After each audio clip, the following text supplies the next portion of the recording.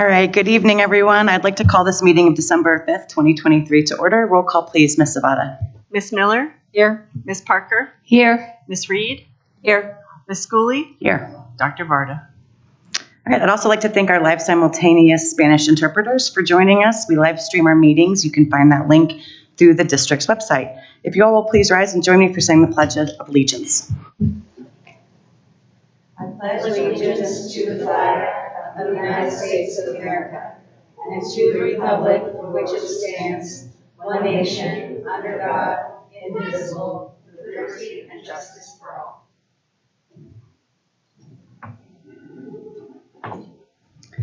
All right, is there a motion to approve today's meeting agenda? I move to approve today's agenda as presented in board docs. Is there a second? Second. Any discussion? Hearing none, it has been moved and seconded to approve the agenda for today's meeting of December 5th, 2023 as presented. Roll call, please, Ms. Zapata. Ms. Miller? Yes. Ms. Parker? Yes. Ms. Reed? Yes. Ms. Schooley? Yes, Dr. Varda? Yes. the agenda is approved. All right, for all of those in attendance this evening and the millions of fans watching on live stream, I would like to preview how this evening's events will proceed as we prepare to transition from the current board to the newly elected and organized board. First up tonight, Superintendent Dorland will make brief remarks about the board transition. From there, we will move into agenda item 3.0, which is the certification of election results. I will call for a motion on certification of the election results, and once the motion passes, I will call for something else, for discussion. That's what I call for. During the discussion portion of the meeting, outgoing and continuing board members will have the opportunity to make statements related to the transition of the board. After statements are complete, we will call for a roll call to certify the November 5th, 2023 election results. After that vote has taken place, Director Susan Miller, my esteemed colleague, will leave the dais for the last time, and the new board members will be sworn in by a judge from Jefferson County. Once sworn in, our newly elected board members will be seated at the dais, and Superintendent Dorland will step away from the dais while the new board organizes by electing officer positions by paper ballot and includes president, first vice president, second vice president, treasurer, and secretary. I'll remain on the dais until the new president is elected, at which time I will leave the dais for the very last time. Then the new president will preside over the election of all other officer positions with the support of the district's chief legal officer, Ms. Julie Tolleson, and executive assistant to the board, the awesome Jennifer Zapata. Once all officers have been elected, the board will hold a study session tonight that includes two topics. The first, a monitoring report 1.2, and the second, Jeffco employee benefits. With all of that explained, let's begin with a statement by Superintendent Dorland. Thank you, President Schooley.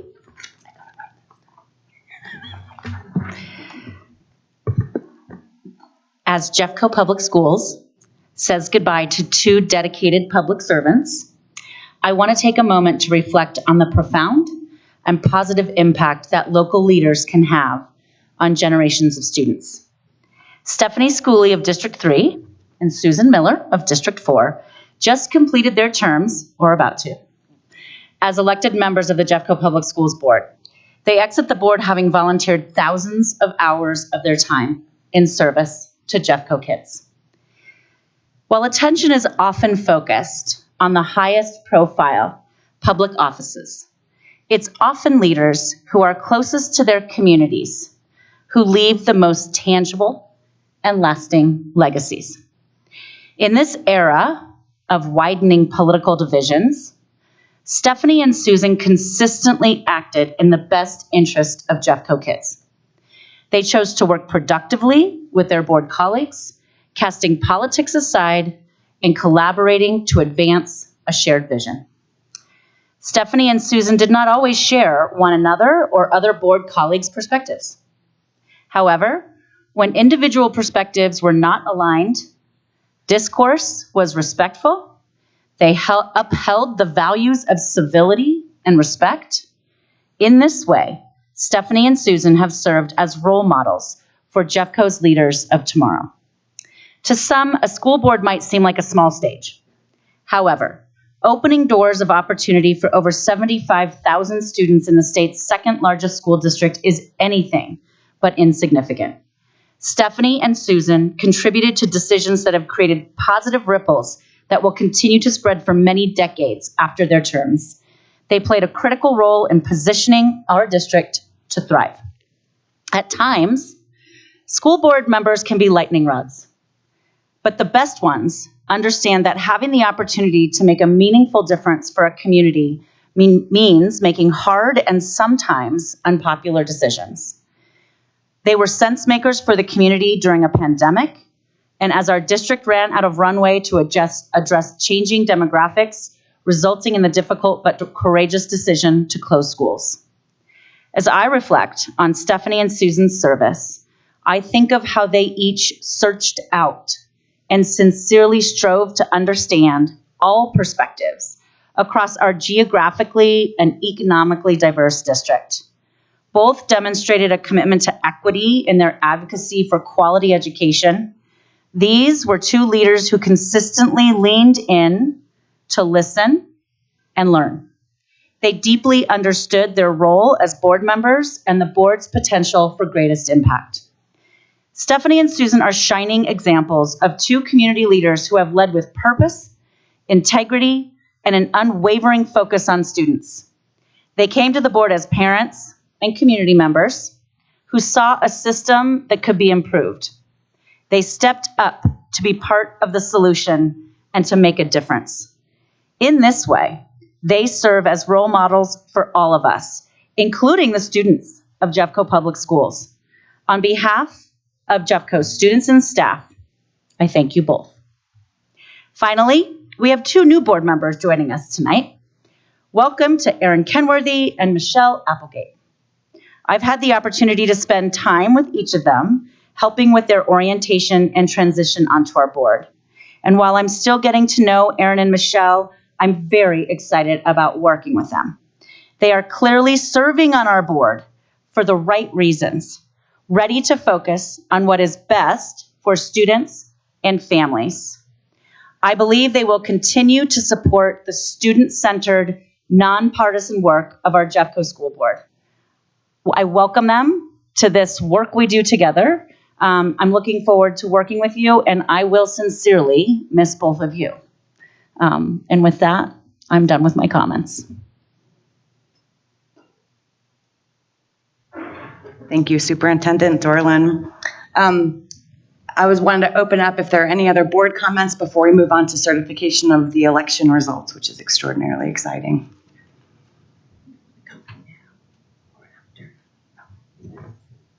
All right. Is there a motion for the Board of Education to adopt the resolution declaring the results of the November 7th, 2023 regular biennial school board coordinated election? I move to adopt the resolution declaring the results of the November 7th, 2023 regular biennial school board election as presented in board docs. Is there a second? Second. Any discussion?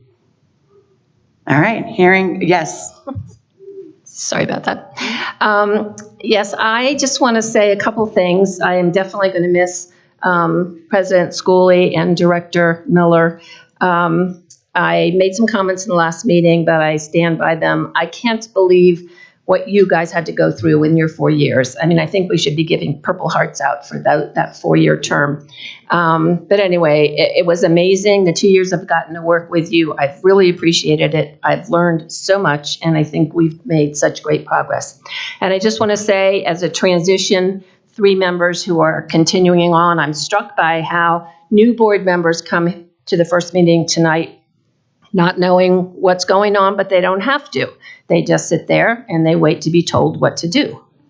They've got a lot to learn, but they're not responsible for knowing anything yet. And the 2 members who are leaving could not have bigger smiles on their face, so they're very excited and they have plans. They'll probably be running out of here so fast they'll forget their flowers.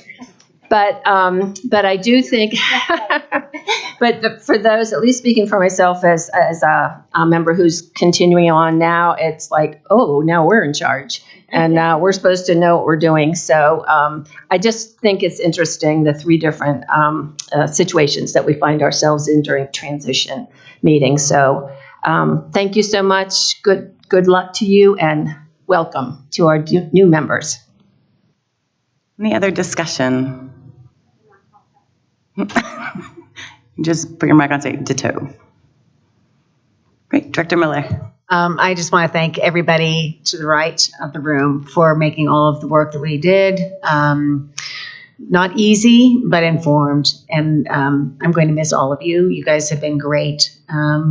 4 years ago, we came in to a very different space, and there's a few common faces sitting to the right, but a majority of you are all new, and I'm really excited for how you guys are moving forward with the direction of Superintendent Dorland, and I'm thankful for that, and I'm hoping that you all continue to move forward with Erin and with Michelle and do great things for children.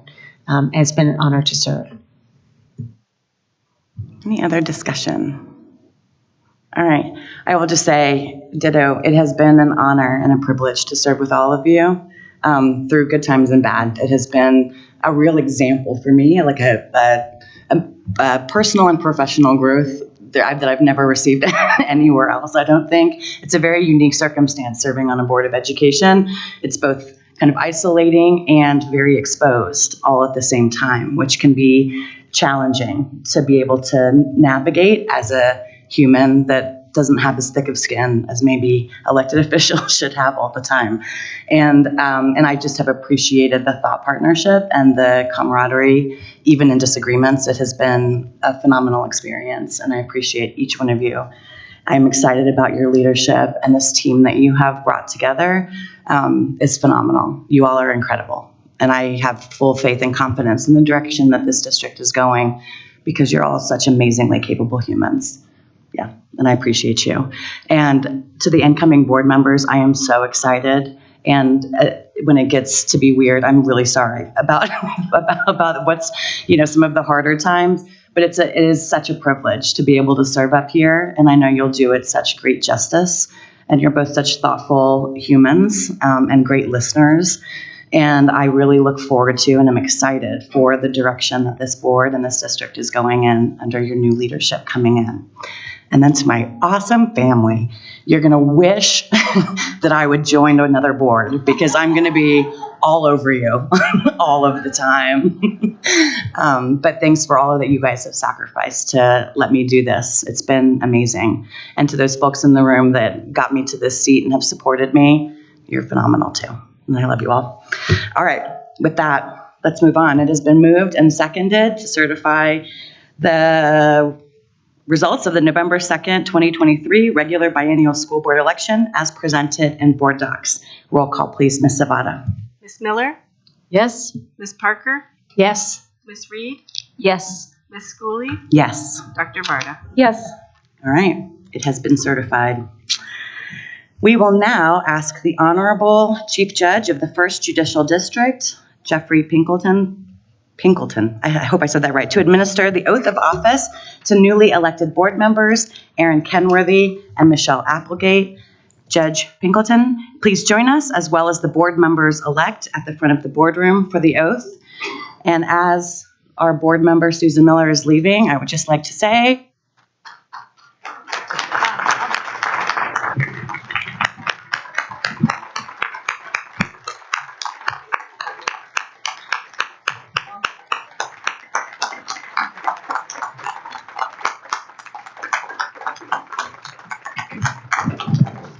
with that, I will turn it over to you. Raise your right hand and repeat after me.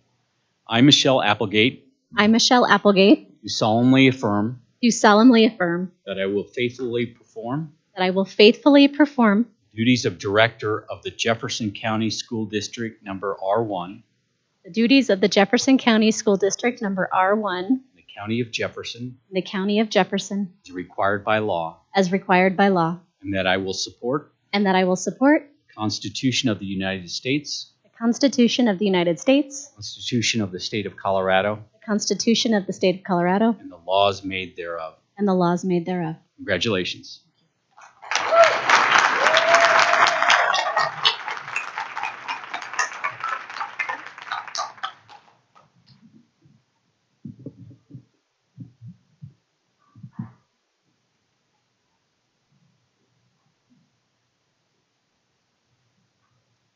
Raise your right hand.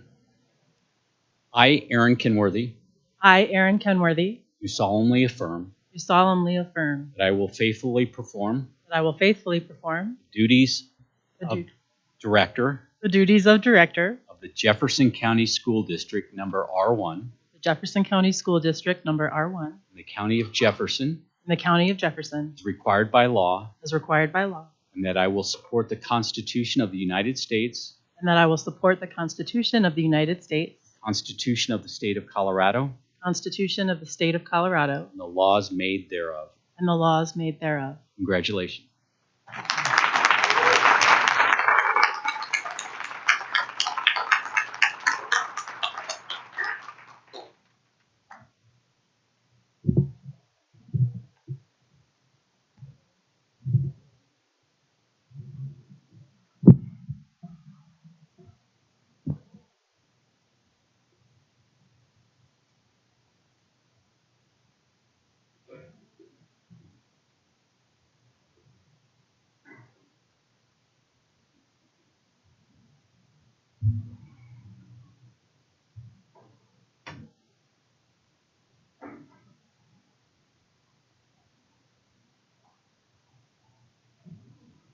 All right, new board members, please come take your seats, unless you have a photo op that you need to.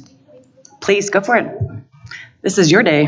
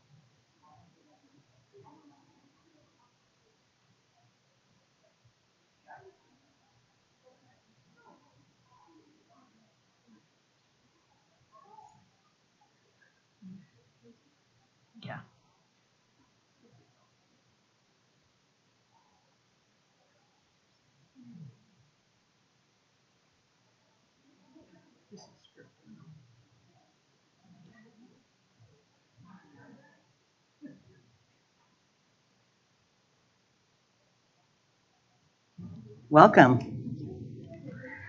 All right, here we go. I would like to open the floor to nominations for the office of board president. And remember, no seconds are required on these nominations. If no majority is counted, members vote again until there is a majority. No nominee is dropped from the ballot list, and new nominees may be accepted. The floor is open. I nominate Director Mary Parker as president. All right, not yet. Not yet. So hearing no more nominations, the nominations are closed. Please vote on your paper ballot, the little pink slippy, they're not called that, sticky, that's what they are, notes.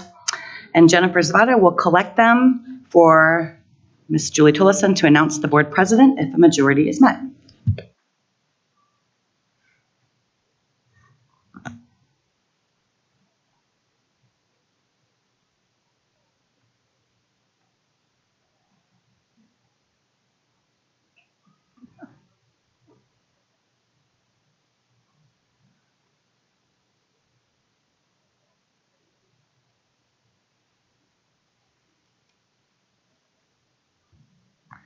By unanimous vote, the board has elected Mary Parker to serve as its next president.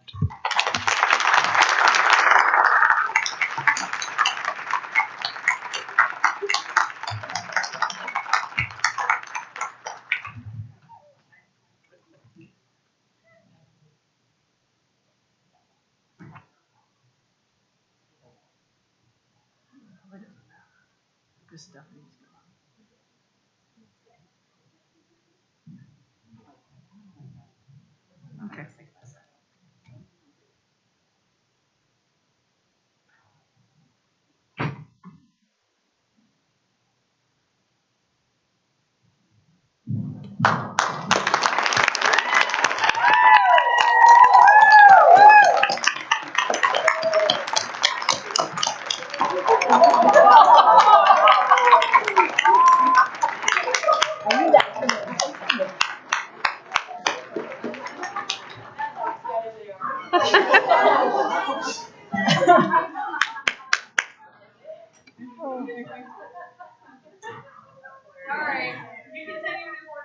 I'm going to have to use this gavel to get order.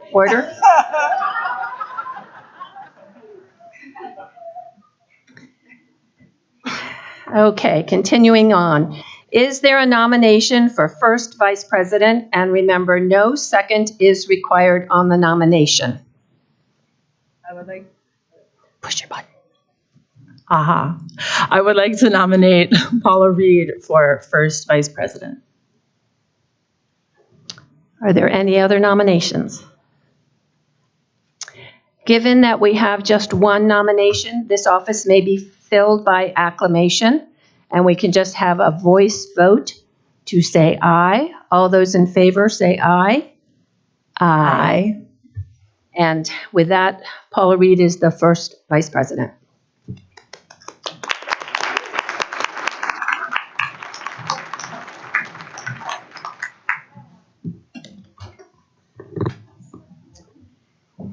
Is there a nomination for second vice president?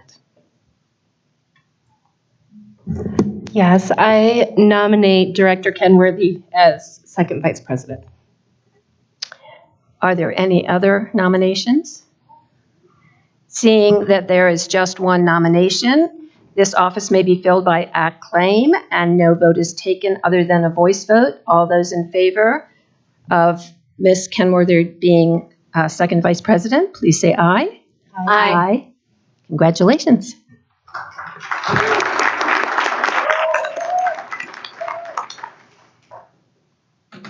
Now we go to a slightly different procedure. Now we will have motion for appointments to positions.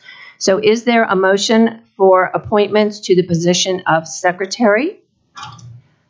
And I would nominate Michelle Applegate to be appointed secretary. Are there any other nominations?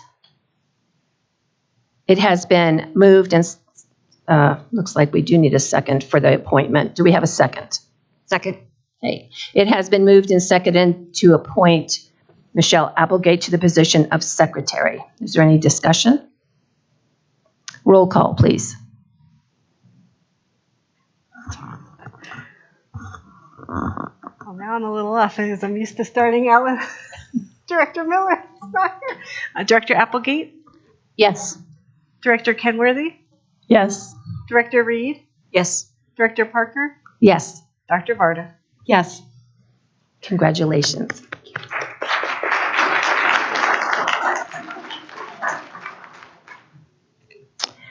Is there a motion for appointment to the position of treasurer? Yes, I would like to motion for Director Varda in the position of treasurer. Is there a second? Second. It has been moved and seconded to appoint Dr. Varda to the position of treasurer. Is there a discussion? Seeing none, roll call, please. Director Applegate, Yes. Director Kenworthy, Yes. Director Parker, Yes. Director Reed, Yes. Dr. Varda. Yes. Congratulations.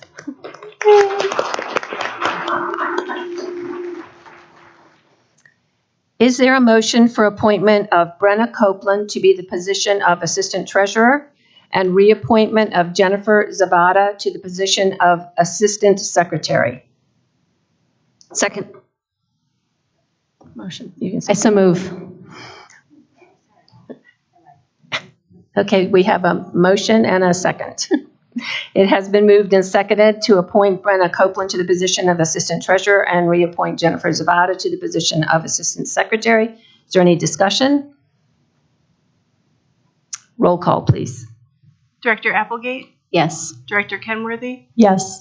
Director Parker, Yes. Director Reed, Yes. Dr. Varda. Yes. Congratulations, assistants. Okay, so board members. I think we have our positions taken. Possibly you can move over here, right? And we can have the superintendent join us again. A break. Okay. We will have a brief break, 10 minutes.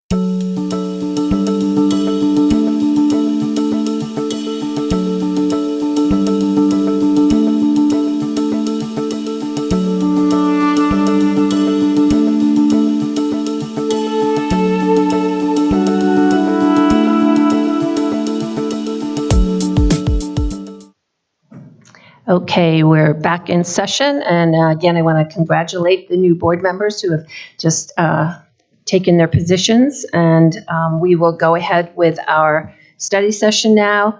The first thing we're going to have is the monitoring report 1.2. We will engage in studying monitoring report 1.2. Students will have access to extracurricular acceleration and enrichment opportunities, including art, music, and physical education. As a reminder, this presentation is in accordance with the monitoring reports calendar aligned with the board ends and Jeffco Thrive's 2025 goals to guide board updates and meeting agendas. The goal of the monitoring report is to 1, present the board with data and information reflecting the work aligned to its ends and Jeffco Thrives. 2, present the board with information which it has requested through its executive limitations. And 3, reflect a cycle of necessary board actions. The narrative within the report contains an interpretation of what compliance of this particular executive limitation means. The monitoring report is a compilation of multiple sources of data that inform compliance. Before I turn this over to district staff, Superintendent Dorland, is there anything you would like to add? Thank you, President Parker.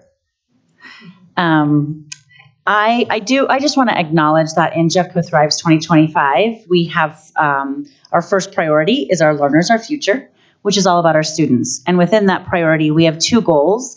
The first around instructional excellence, which is a bit obvious because that is the primary role of what we do, to help students learn and grow along the way academically.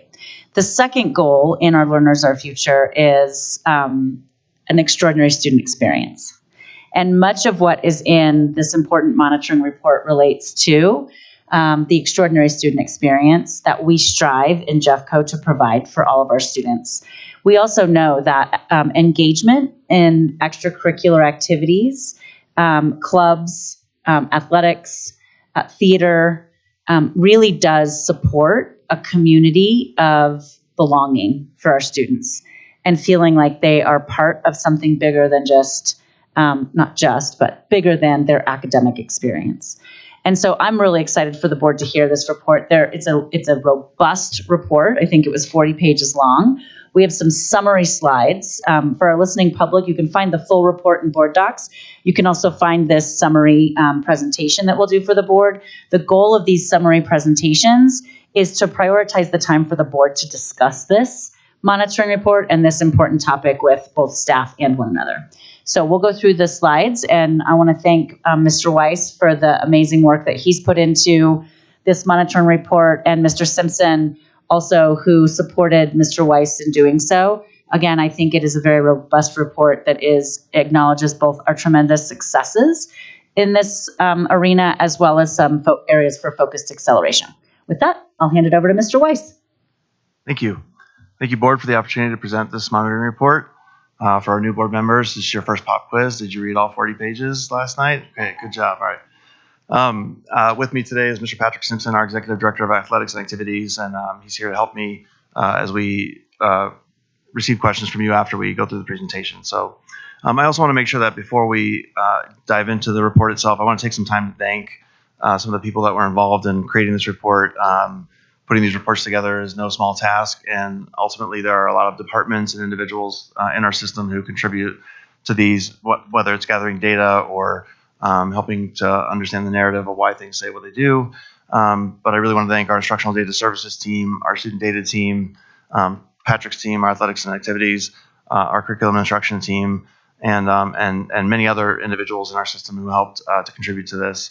I also want to take some time to thank the hundreds of coaches, music and theater directors, club sponsors, teachers, athletic directors, and activities directors who do this work from a place of passion and truly provide an extraordinary student experience for our students.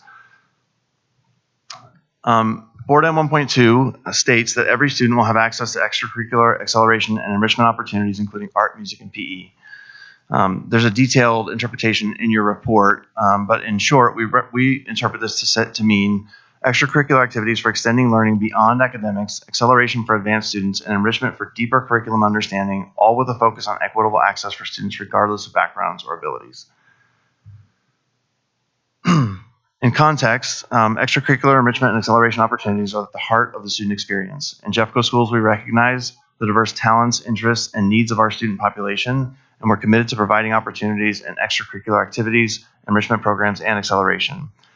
This report highlights the strong and expanding student participation across multiple opportunities that provide accelerated extracurricular and enriched learning. Providing all students access to extracurricular enrichment and acceleration opportunities is also a major priority for Jeffco, as the district deeply believes in ensuring equitable access for all students in every facet of their educational journey. We have many celebrations within this report. There are definitely areas that we want to highlight that are on track.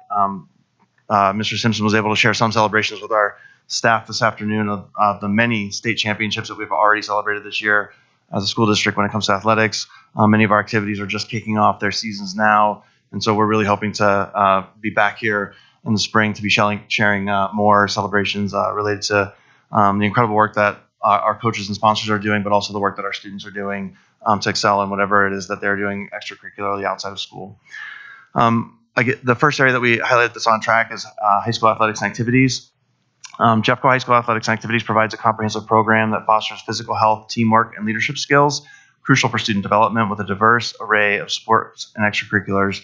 Jeffco ensures that students have the opportunity to engage in interests that enhance their school experience and their academic performance.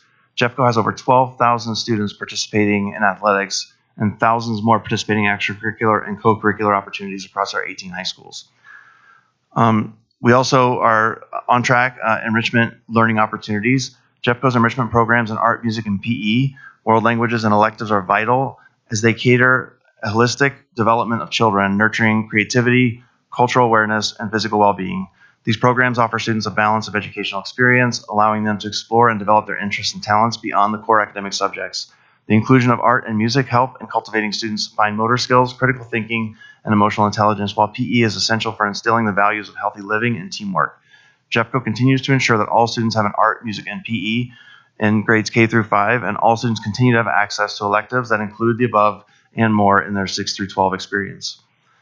AMP inventory purchasing. AMP is art, music, and PE. A few years ago, we engaged in a conversation with our partners, and we learned that not all of our art, music, and PE programs had a equal inventory to do their work. And so we engaged in a project. The list of needs for elementary visual arts, music, and PE has historically been extensive, and in many of our schools, we needed to bolster that in order to meet the high learning expectations and extraordinary student experience for all students. The AMP team currently is in the process of providing the AMP classrooms inventory reallocated from schools that were closing and purchasing approximately $2 million in new baseline inventory. In addition, specialized equipment is being purchased for our significant support needs programs, inventory that will be delivered to schools throughout this school year, providing what is needed to deliver the curriculum and meet our CDE standards. We're also proud of the adaptive PE and athletics. Adaptive athletics is an opportunity of students with disabilities to be on a competitive sports team and earn their varsity letter from their high school for competing in sports in 1 year. The adapted athletic program allows students to learn and play team sports and compete against teams from other schools around Jeffco. The special opportunity of being on a team are tremendous, and students really succeed in this program. It is a belief that the mental and physical attributes that the student athletes require through participation will help them lead more productive and well-rounded lives. And this program is available in 31 of our middle and high schools. Access to acceleration opportunities. And on the next slide, I'm going to speak to this one as well, because access is not the same thing as participation, so I want to be clear about that. Over the last 5 years, Jeffco has increased opportunities for high school students in both concurrent enrollment and AP courses, as well as IB courses. This increase in access has made Jeffco a leader in the availability of these programs and options for our students across all 18 of our high schools. PWR, or Post-Secondary Workforce Readiness, and Career Tech Ed, CTE, and industry certification. Jeffco has increased opportunities in post-secondary workforce readiness, career tech ed, and industry certifications 3 times over the last 5 years. Not three, like times 3. Sorry, I don't think I said that the right way. These increases have allowed thousands of students to access programming that gives them insight into post-high school career and industry prospects that might interest them regardless of their collegiate aspirations. And then you're all very aware of the resource adoption for math. We've adopted illustrative math. The adoption of illustrative math, for example, creates a logical compaction of all 3 middle school grades of math into 2 grades, 6 and 7. Once the new protocols for math acceleration are implemented throughout the district, math acceleration should be much more consistent, equitable, and data-driven than it has been in the past, while providing the same opportunity for students to accelerate their math education. In other words, illustrative math doesn't limit our ability to continue to accelerate students in math if they, are choosing to do so. And then the Jeffco Student Leadership Board. While the superintendent, the Jeffco Student Leadership Board is in its early formation. This board meets with Superintendent Dorland. It's organized by our Chief of Family and Community Partnership, Tara Pena. And this is focused on our acceleration goals. We're excited about the momentum and direction of this promising leadership program and this group of students. Can I jump in on 2 things? I just want to highlight a couple things from this on-track piece. The AMP inventory purchase is something that I think, thank you to Dr. Kim and Renee Nikithodes, our Chief Academic Officer, for leading that work and partnering with our JCEA colleagues to make sure that, as you can imagine, as students go through art, they use up materials. And so being able to refresh that and get a more standard expectation of what access to materials our art teachers have at elementary schools in particular was really important. So that's been great progress. I will also say that some music teachers had more instrumental and less of the, vocal and vice versa, which didn't feel very equitable either. So this model of us investing on a cycle with resources and materials related to the contents that our teachers teach is something that we're interested in talking more about as we move into more curriculum and purchases and implementation. But just really pleased that Renee and Dr. Kim were able to get that going for our art, music, and PE teachers so that there's consistency across and teachers aren't having to fill their classrooms with things on their own. And so that's really been good work. I would encourage all of you, if you haven't, I think some of our continuing board members have done this, but especially for Ms. Applegate and Ms. Kenworthy, if you have not yet been to an adaptive athletics event, I would strongly encourage you to go to an adaptive athletics event. It is inspiring. I go 2 to 3 times a year. It's just a really wonderful opportunity to see our students and the work that our district staff does to provide amazing and extraordinary student experiences for some of our students who have the highest needs. And then the last thing I would say is this Jeffco Student Leadership Board has been a highlight of my school year this year. And we have plans, I'm going to look at Ms. Pena, we have plans this coming semester for our amazing students who are on that board this year to come and meet with the board and talk with the board. So you'll have a chance to interact with them. This year is the first year that we have had that we're really starting this new model. They're going through a course around learning how to be a CEO of their own lives.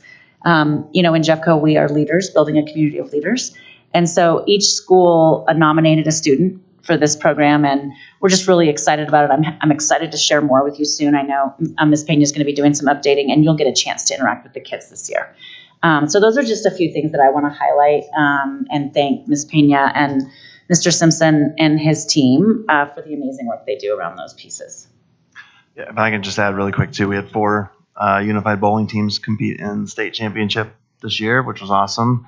And as far as AMP inventory goes, I would also say it's relieving a burden on our administrators as well, because in our school buildings, departments are often jockeying for budget, and sometimes our principals are determining what to spend money on, and by taking this on as a district, we've alleviated that sort of pressure to make sure that our AMP inventories are up in our buildings. And so and really that just makes sure that every teacher has what they need in terms of teaching art, music, and PE and K through 5. Yep.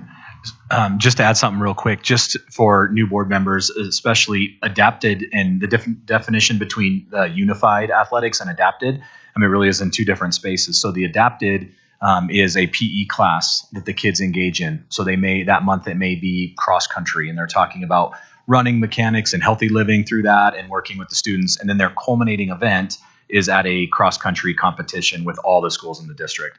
The Unified Bowling is a CHASA-sanctioned athletics and activities program, and so they compete in local competitions that we host here in North and South Jeffco, and then we host regional competitions, and then based on their scores and achievement, they compete in state.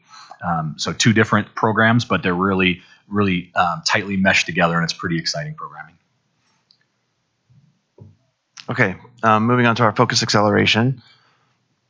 We just have a few areas of focus acceleration here. The first one is around our CTSOs, or Career Technical Student Organizations. Some of those organizations include things like FBLA, Future Business Leaders of America, DECA. And so what we have learned through this report is that while Jeffco provides a strong and diverse offering of activities, not all activity opportunities are offered at all high schools. And in some cases, our most historically underserved student populations have the least amount of access to CTSOs. Jeffco intends to improve CTSO opportunities in more high schools, and in particular in our underserved communities, as a part of the High School Reimagined project. And so y'all are aware of the High School Reimagined work, and this is very much a part of that conversation, because career technical student organizations really provide students with very real-world experiences that also connect them to people in careers that allow them those exposure to what it is they may want to do outside of after high school. We've also learned through this project that change in start times have created some challenges. The change in start times this year posed challenges with after-school activities, most notably at our high schools.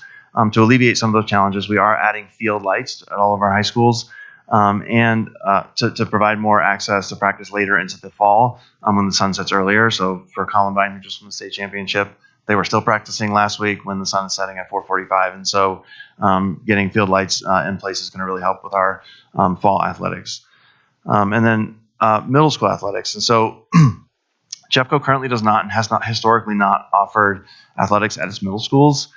This is a challenge rooted in funding and personnel needs to manage central athletic programs at the middle level.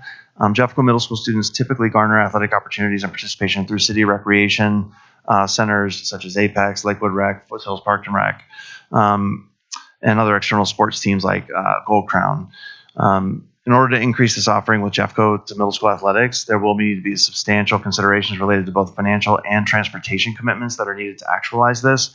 We list this as a focus acceleration, not because we expect to have this in place next year, but because Mr. Simpson and I are exploring what this may look like to bring athletics to middle school for Jeffco, which is something that we've heard from our community. There's interest there, but there's also a lot of moving parts related to not only Jeffco, but also all of our recreation partners, because that would impact them as well.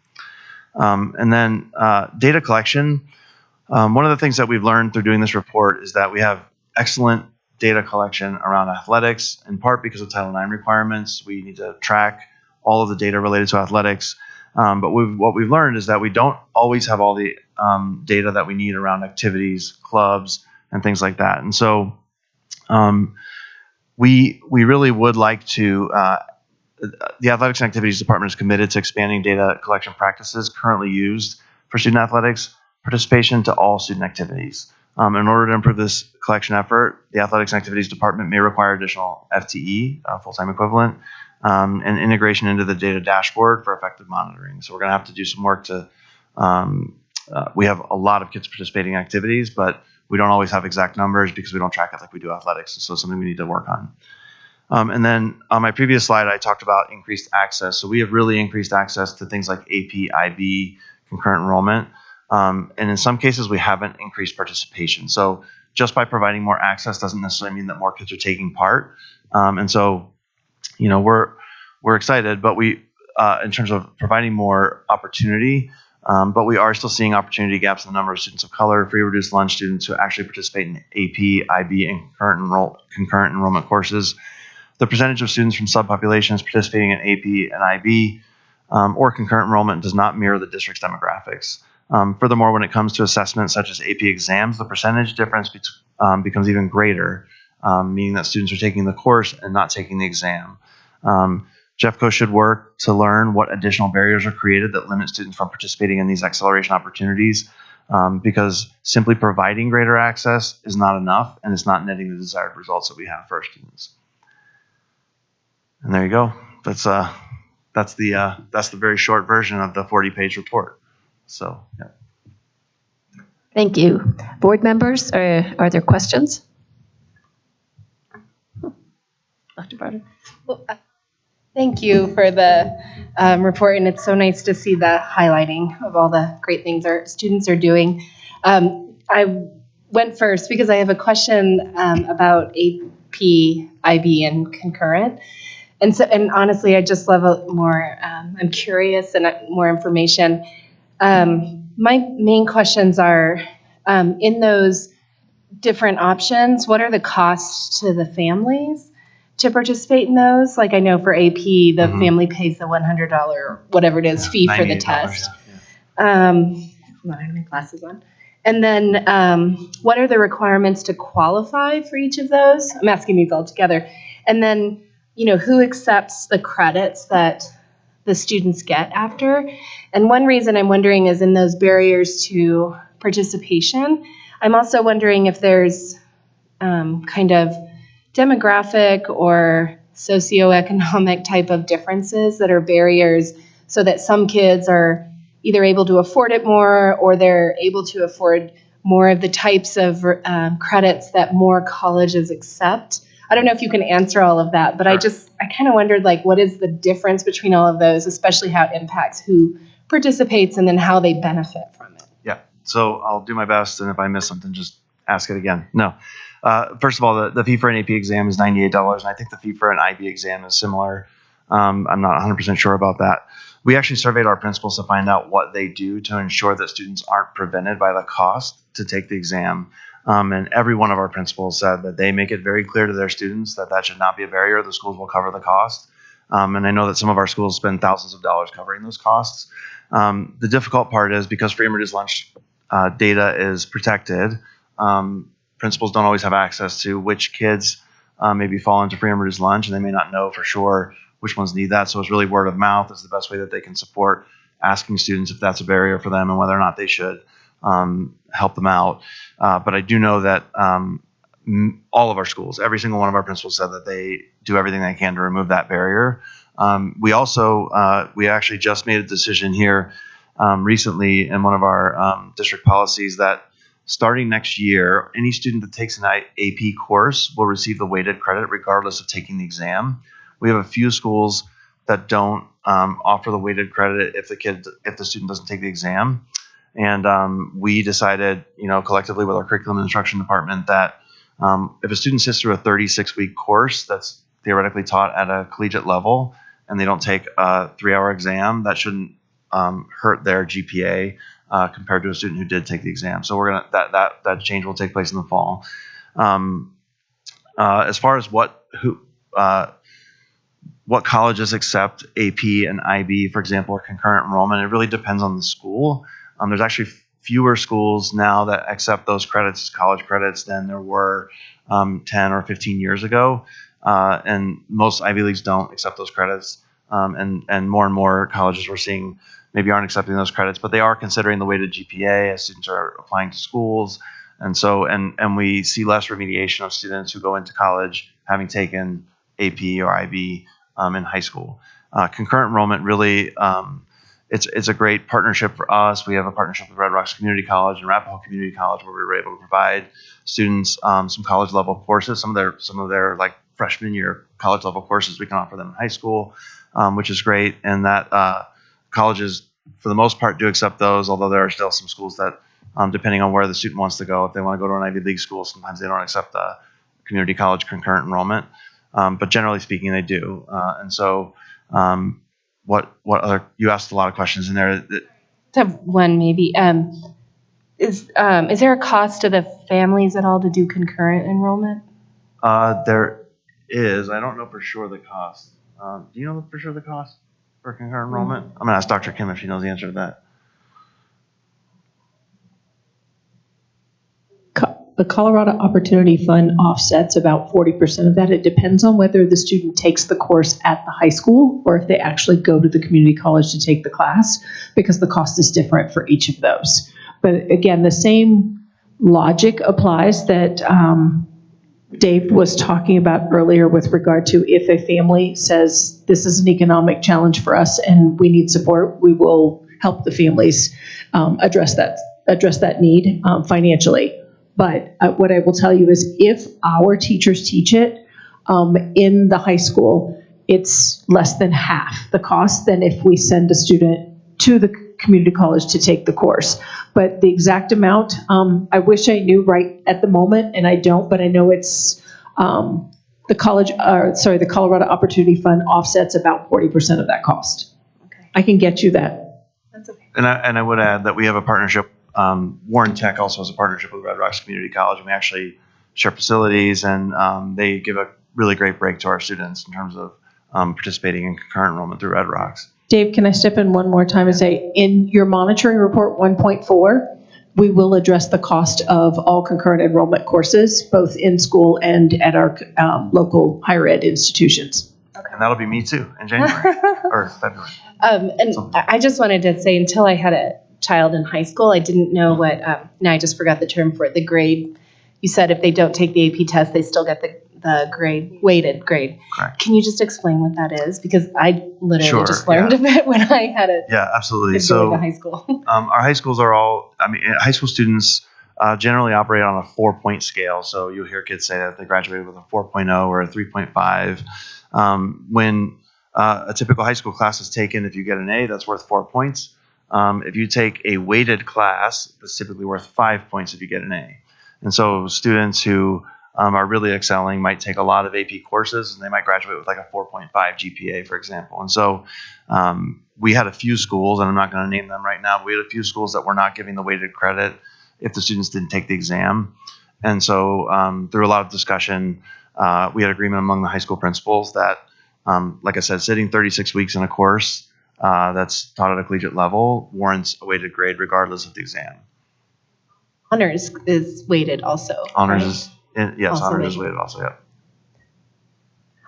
I just have one comment and then I will pass it off. I just wanted to say in my work life, like not my board work life, I sit on some community committees, and one is with the Arvada Chamber CAPS, they call it the Talent Council. And so I get to sit there with members of all kinds of folks from the community, and some are from the school district. And so I'm sitting there with them as in my work role. But it's been amazing to learn about the work that we're doing on workforce partnerships. It's like, I don't even think we get to see it as much as what's happening, even the platforms that we're using to help direct and counsel kids into where they can go and track them, and then all the partnerships with things like the chambers and things like that. The schools are just really active in that role, and it's been really nice to see. I don't think we even have a sense of that right now. Maybe one day we could actually learn more, but I'm always really proud sitting at those meetings. There's a little bit of that lives in this report, and there might be some in 1.4, but really our work with students begins in 6th grade when they begin their ICAP work, thinking about what they may want to do when they grow up, so to speak. And that, of course, accelerates a lot when they get into high school. And as I mentioned, we've tripled the number of opportunities in Jeffco for industry certification, concurrent enrollment, and that post-secondary workforce readiness. And a large part of that work is industry partnerships, community college partnerships. And so it really is enhancing the student experience in Jeffco. Yep. Director Reed? Thank you so much. This was, it looked like a Herculean task, honestly, gathering all of this data, because there's so much involved in it. And I really do appreciate the work that went into it. I just have a few, well, first, I'm a rebel. I'll always be a rebel. So I've got to give a shout out to my rebel family on that state championship. The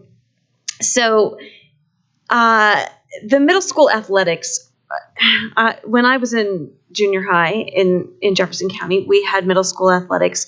And I remember when they were cut, it was because it was a substantial piece of the budget and it just wasn't sustainable anymore. So I'm wondering, you said not next year, but are we thinking that really is feasible to put that back in? Or are we looking at really continuing to deepen community partnerships on that? How are we going to pull that one off?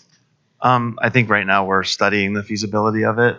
One of the things that we hear from middle school principals is that, actually, let me start that answer over.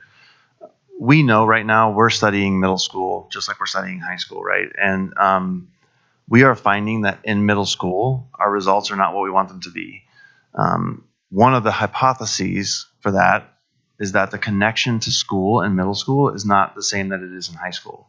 And one of the reasons that students have the connection they do in high school is because of their ability to engage in athletics and activities at their school. It also creates a sense of school spirit, pride, and so many of the discussions that I've had with middle school principals, that's a missing piece for us right now in middle school. So we're studying the feasibility from a financial standpoint. We're also considering the value that could bring for our middle school students and for our middle school, just the buildings themselves. And so I would say that I don't know if it's feasible yet. The true answer is I don't know. But I do know that Patrick and I have been discussing this now for probably 6 months, and it maybe it's something we can bring back. But I'll let Patrick expand on that. But it is there are some challenges for sure. Yeah, I mean, I think the foundation of our conversation has been, you see nationally, in our state, in our district, year over year, our kids that are engaged, right, in high school athletics, high school activities, their attendance is better, their behavior is better, their social emotional well-being is better, and you see it year over year over year. And so the idea of bringing some level of that kind of connectedness at the middle school level just feels like a major step we could take. That said, there's a lot of variables. Middle school sports have been gone in our district for many, many years. And so, that void has been filled by our Park and Rec partners that we value those relationships and work with them so closely on so many different things. Gold Crown Foundation, they're an incredible organization that's done so much for Jeffco and continue to. And so us bringing on that level of programming would have impacts on them. And so exploring how could we partner, where do we fill gaps? How do we, do that the right way for our community as a whole is a pretty large puzzle, to be honest with you, as well as then just looking at all the factors of operationalizing it and really doing it at the first class, elite level. We try to do all of our extracurricular programming, not to make it a less than something that we just do a little bit of, but to really truly do it right. There's a lot that would go into that. So definitely in the, exploration is the right way. Thank you. I also want to talk a little bit about some of the incidental costs that go with participation in some activities, as well as the AP and IB classes. For example, we've talked about the cost of the test. What about the cost of the textbook? Because that is also very cost prohibitive for some families. And I'm wondering what we offer in the way of assistance on that. I'm not sure, but I'll find out. Okay. Yep. Yeah, because I can answer that. Great. Miss Director Varda might be able to answer that. We are asking families to pay for some curricular resources. I know from personal experience that AP textbooks is one of those things, and they are not inexpensive. I also know that anytime we have a student fee where a family qualifies because of free and reduced lunch, they are not required to pay that fee or any fees.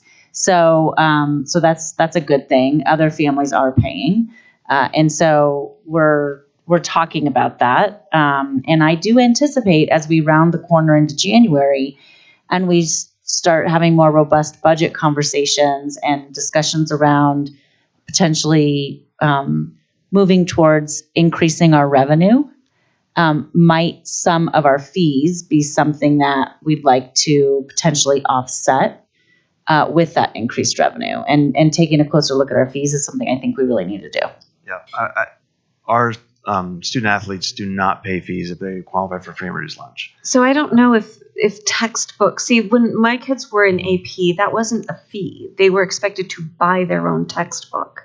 And they often bought them used, which was helpful, but even used, it was like $80. So, but it wasn't a fee. So I don't know if that's actually right. And then the fee becomes the test. Yes, I understand that. So what I was saying is that I'm looking at things that are incidental that we may not always be considering that can still be barriers, like the cost of a textbook. Yeah. And I'm not seeing it in the list here, but again, I'm drawing on my own experience, speech and debate. I was a competitor, my children were competitors, and I coached for 17 years. The cost of a suit, the cost of just competition clothes in general. And while as a coach, I didn't require kids to buy suits. If you couldn't afford a suit, fine. But when you're going up against Cherry Creek, they're wearing suits. And it is intimidating, frankly, to be a debater in short sleeves at a speech meet. I know that seems like it's not something people think of, but it matters. And so I look at, and again, I don't have the data here, but having been a coach, I know that we had really struggled to get speech and debate teams into schools like Jefferson and Wheat Ridge and, and some of the schools where kids struggle a little bit more and financially. And I do wonder, how much of that, and DECA, again, how you present yourself, what you wear, we tell kids that that's part of a business presentation. And so if a kid struggles or a family struggles with those incidental costs, and it's not the same as a football uniform. The football uniform, we say this is the uniform. If you need help buying it, we'll do that. But a suit is a debate uniform. So I do wonder if we're looking at some of those incidental costs as being part of the barriers that prevent some of our more socioeconomically challenged kids from participating in things.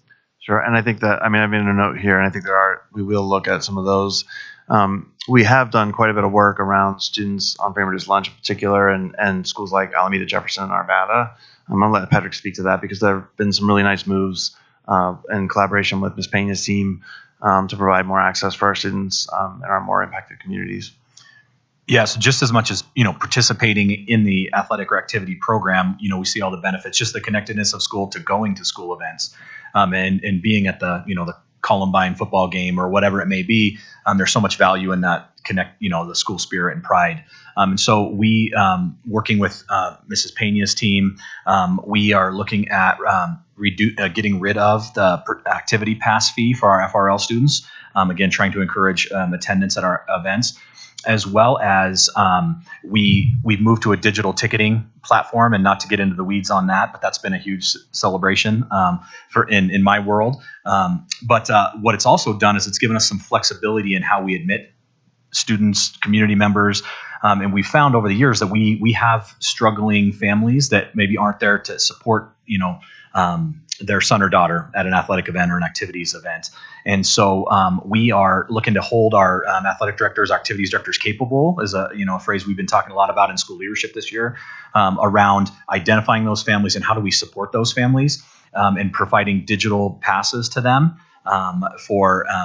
to eliminate that barrier of access to come and support their son or daughter at their athletic events. And has been a really huge success.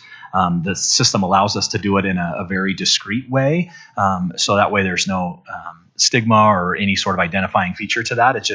It's a thank you for your kid is amazing and participating, and we want you to be here to support them. And we don't want the gate fee to be the barrier for that. So some really exciting stuff. Mrs. Pena's team's been amazing to work with in partnership to make that happen.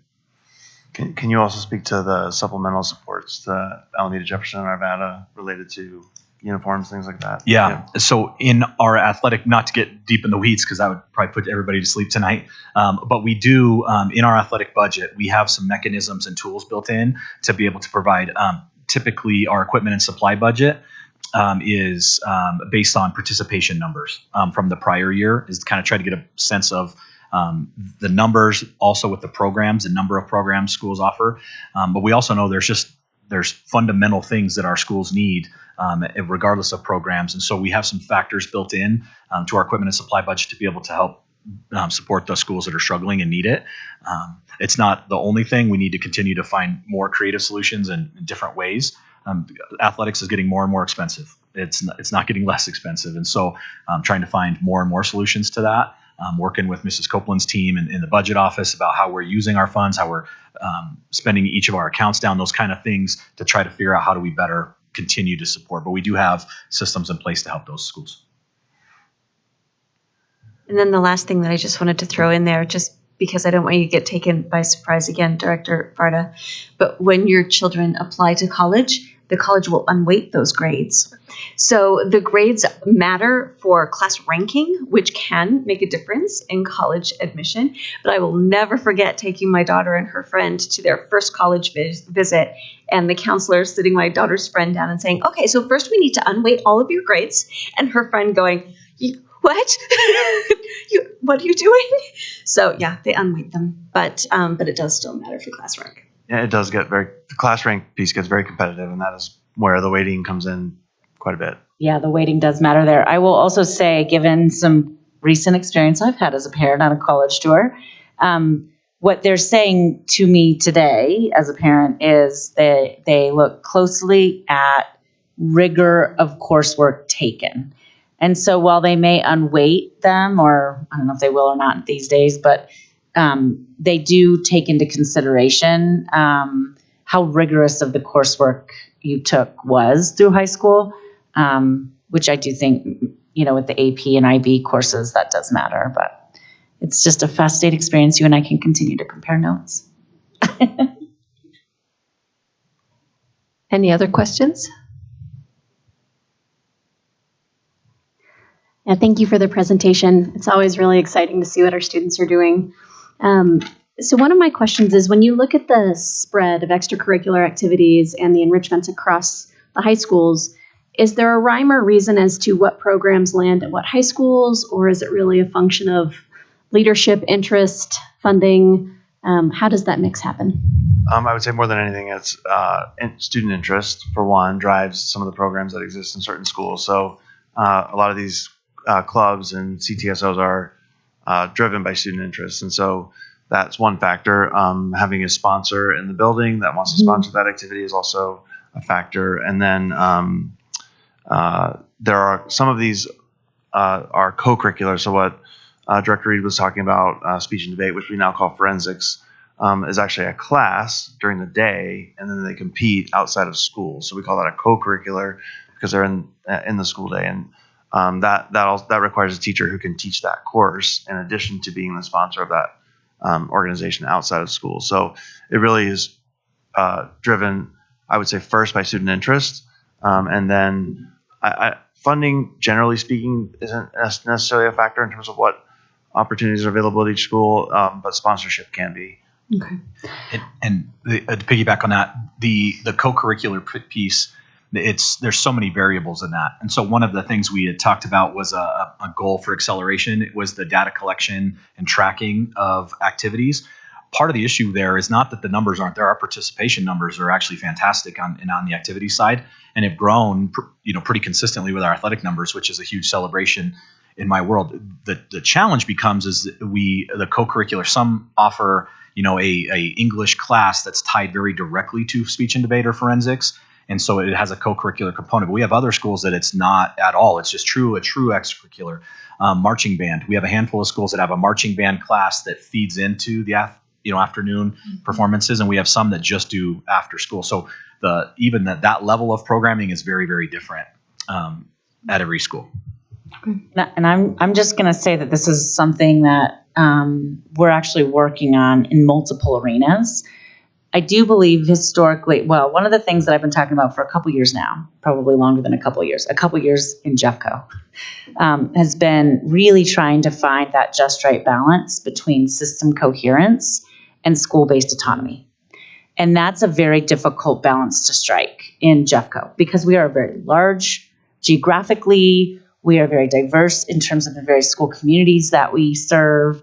And so over time, I will say, I don't think we've had that just right balance. I think in recent history, my experience as a mom and also superintendent now, I think schools have been left to their own devices too often to figure it out. And depending upon how committed a certain leader is to various programming opportunities, or dependent upon a really dynamic teacher who loves and is passionate about something that they want to bring to students, these things have existed and or come and gone at various schools. And the district has not played a role in setting an expectation or a common standard that schools need to adhere to, right? And assuring funding for those things, but also providing some flexibility, because to Mr. Weiss's point, if we say you need to offer this and then no kids sign up for it, like, even if they're trying to get kids. So it needs to be a bit of a flexible model, but there needs to be some sort of expectation set. And that's similar to the CTE work that we are looking at closely, which is related to this report. It's not just in co-curriculars or extracurriculars or clubs or activities or athletics. It's also in the career and technical education experiences that we're providing. Some high schools have 11 opportunities for career exploration. Some have 2. Some kids can get to Warren Tech campuses. Some kids cannot. And so we are really looking at building a framework that sets some rhyme or reason and expectations for what we want students to have access to, regardless of their zip code, their socioeconomic status, or which school they attend. So that's going to be important work, I think, in multiple categories moving forward. And I think that's a different answer than, I appreciate what, our district leaders have shared with you, and thank you very much. But I do think there's a systemic component to this that we need to begin talking about and addressing. Yeah, and I think for me, it's the follow-up is, okay, what hurdles are we seeing where there aren't maybe. I was a speech and debate kid also and loved it. And so, is it a sponsor? Is it interest? And is it interest because they don't know it exists, or because there's truly not an interest? And I think those are all interesting pieces. Second question. Does the athletic and activities department support all these activities at option schools and charter schools as well? Or is it kind of in our neighborhood schools? So the majority of my work is in the neighborhood schools. That said, oftentimes our charters will reach out to us. I spent some time on the phone today with one of our leaders in one of those schools about our practice and how we're navigating a certain challenge from a CHASA state level and those things. So our office is always there to support, but really the majority of the work is with the 18 high schools from like direct guidance and oversight. Perfect. That does include our option schools. So Devlin, for example, would be. That was one of my questions. Correct. Okay. Yep. Perfect. I was just going to say I was at a charter school on Friday where they have multiple swimmers who swim with the high schools in the area. So I think they send this. So they can participate in athletics and whatnot. Yeah. So the state statute is if a kid is at a school that doesn't offer a program, they can participate in the school district in which they attend, or in the district in which their residence is. And so we oftentimes have our charter partners that don't offer a certain athletic program will choice into any one of our schools. We have some very simple forms so that way we can work with the charter school or partner school to be able to track eligibility, weekly eligibility, like the mechanics of the day-to-day for athletics and activities. But there's not a barrier there. Perfect. All right, my last question, I think. So we talk a lot about middle school, and y'all don't know me well yet, but I have young kids, as you saw them running around earlier. And I know at the elementary level, there are clubs, but they are largely funded by PTAs or PTSOs. And they are wonderful, well-attended, kids love them. So is there thought, ideas around ever bringing it lower, or have we stayed at the middle school, high school level for certain reasons? I don't think anything's off the table. I just think that at the moment, this is the most robust at our high schools. And as we work our way through this, sort of redesigning and figuring our way through Jeffco, we could potentially down the road support that more at the elementary schools. But I will tell you that one thing our elementary schools do that is great is they offer student interest-based clubs. And in some schools, that's 20 clubs, Pokemon club or anime club. And so there's really no standardization at the moment in the elementary level outside of like maybe a student council. And so I do think that that could be a conversation down the road. But we're working our way into, as Superintendent Dorland said, standardizing some of the practices at our high schools and our middle schools, knowing that we really try to provide within the school day at the elementary a lot of that enrichment experience, whereas in middle and high school we're providing a lot of that outside the school day. I know the AMP programs are strong at the elementary schools also, which are part of it. And I also know that at the elementary level, when we are looking to middle school, that is something that students do get excited about. And when they go visit the middle schools, it's a part of the excitement and the interest in something that's new. So it's definitely recognized by the upper level elementary students. Yeah. That and outdoor lab. And outdoor lab, yes. Yeah. All right, thank you. I'm just going to ask one question, but I want to thank my fellow board members for asking the ones that I had written down already. As we talk through sports activities and enrichment, I just want to express, first of all, my gratitude to y'all and to all of the adults in Jeffco who are making these things happen. I think some of those opportunities for outside of classroom learning and engagement do incentivize our kids to reinvest energy into their studies. I'm curious about the sponsor and coach makeup. Who are the adults that are leading these sports and clubs and activities? Are they majority in-school educators? What is the balance between educators and community members? That's something I'm interested in knowing. At our elementary and our middle schools, I would say primarily they're teachers in the building. Mhm. At our high schools, it's a variety. So we do have many of our high school teachers are also coaches and sponsors, but at the high school level, we do see more people who maybe aren't school day teachers, but are have a profession outside of education, but then come and coach football or basketball or soccer. And do you want to add anything to that?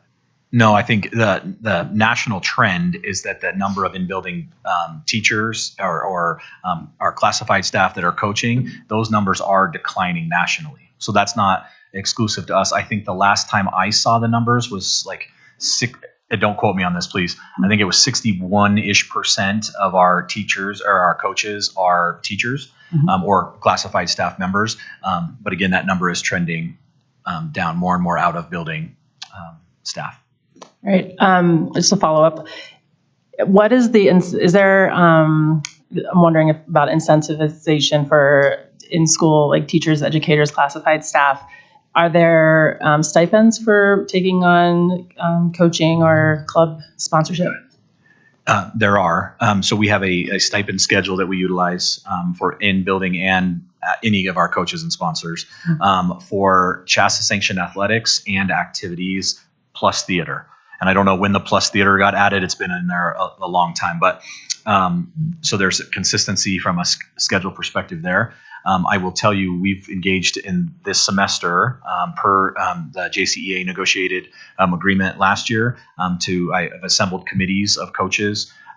We were here for 5 hours last night with a group of sponsors for a couple of those hours, and then a group of coaches, really looking at our compensation, our stipend schedule, from comparing to other districts to looking at number of some of the challenges is we want more adults, or we believe philosophically the more adults we have with kids, sometimes it's not the head coach or the head sponsor that connects with the kids. Sometimes it's an assistant coach that they get much closer with.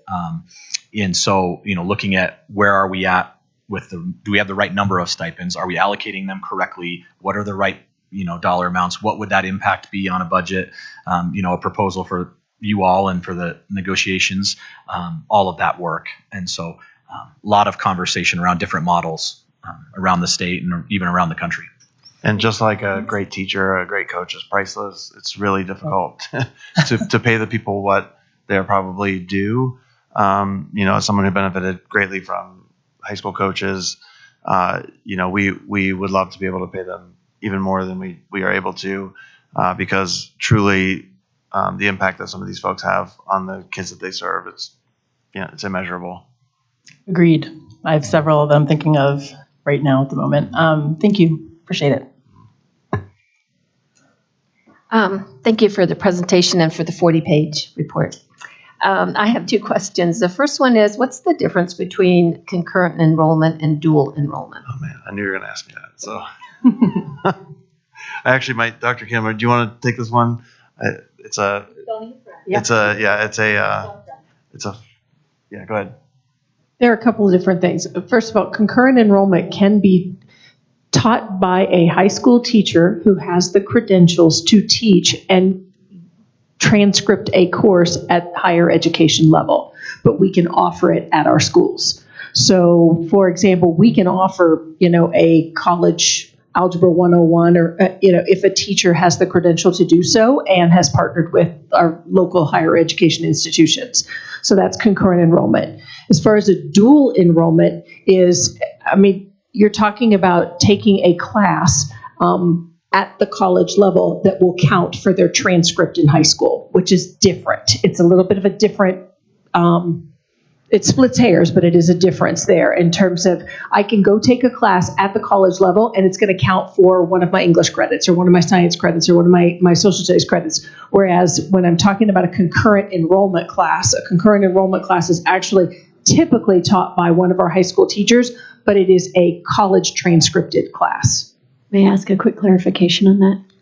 So does that mean that in both situations, the student would receive potential college credit and high school credit? Correct. It depends, yeah, if they need to. And part of it depends on the high school transcript, right? And in terms of the number of credits that a student needs, like if they need 4 Englishes, they've gotten through all 4, they can take a concurrent enrollment class to start into their college transcript that wouldn't count for both because they've already met it. Versus a dual enrollment credit, I can take a dual enroll class and it can count toward like my 4th English and I can transcript it for college. So there's your difference there. Does that make sense? And Thank you. It's right at the top of page 22. That's why I should have been prepared for that question. But students can also take a class at a university. So like a student can take a course at Metro State in place of their high school course if they're prepared for that, and as long as the principal approves it, which all of our principals will approve that if a student's ready for that. And so a student can drive down to Metro and take a course that would count towards their graduate, the requirements for graduation. Thank you. And the second question is, given that we've had declining enrollment and we know it's bubbling upwards, and a lot of the reason for the lack of some opportunities in some of our underserved schools is enrollment, do you see opportunities for sharing like we do in sports? You were talking about some swimmers. How about choir or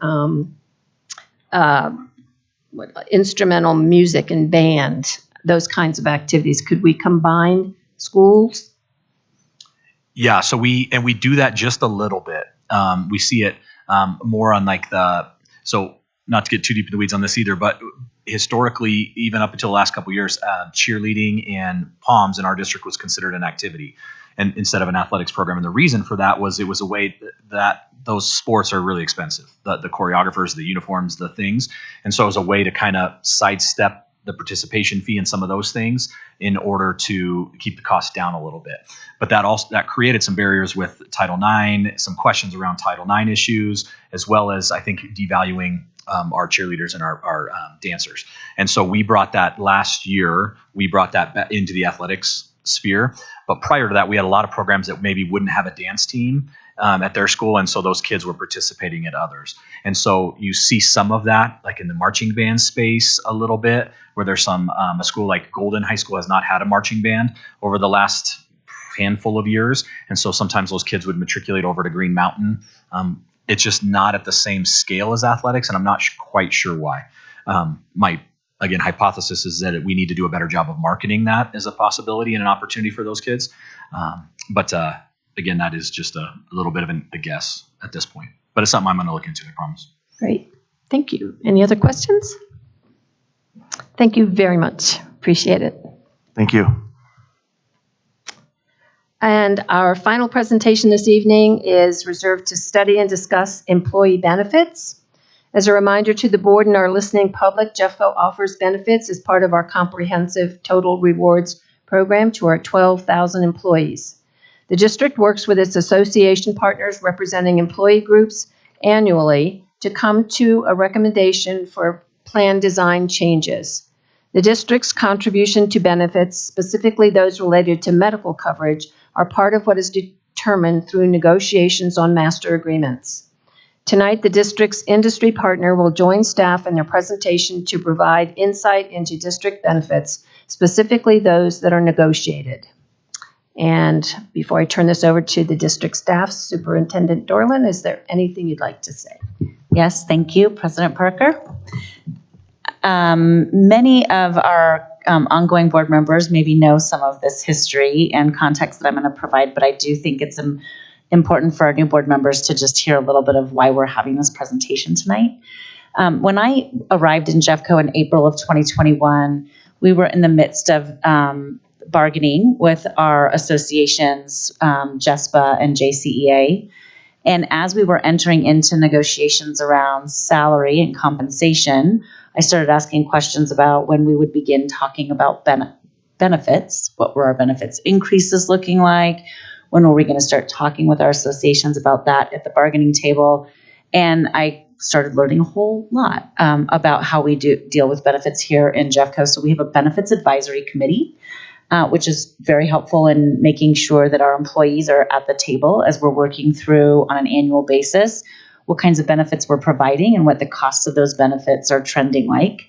And then we do and have, for the last couple of years, really talked about benefits at the bargaining table because it is about compensation and total rewards. And as we all know, we have limited funds and revenue on an annual basis.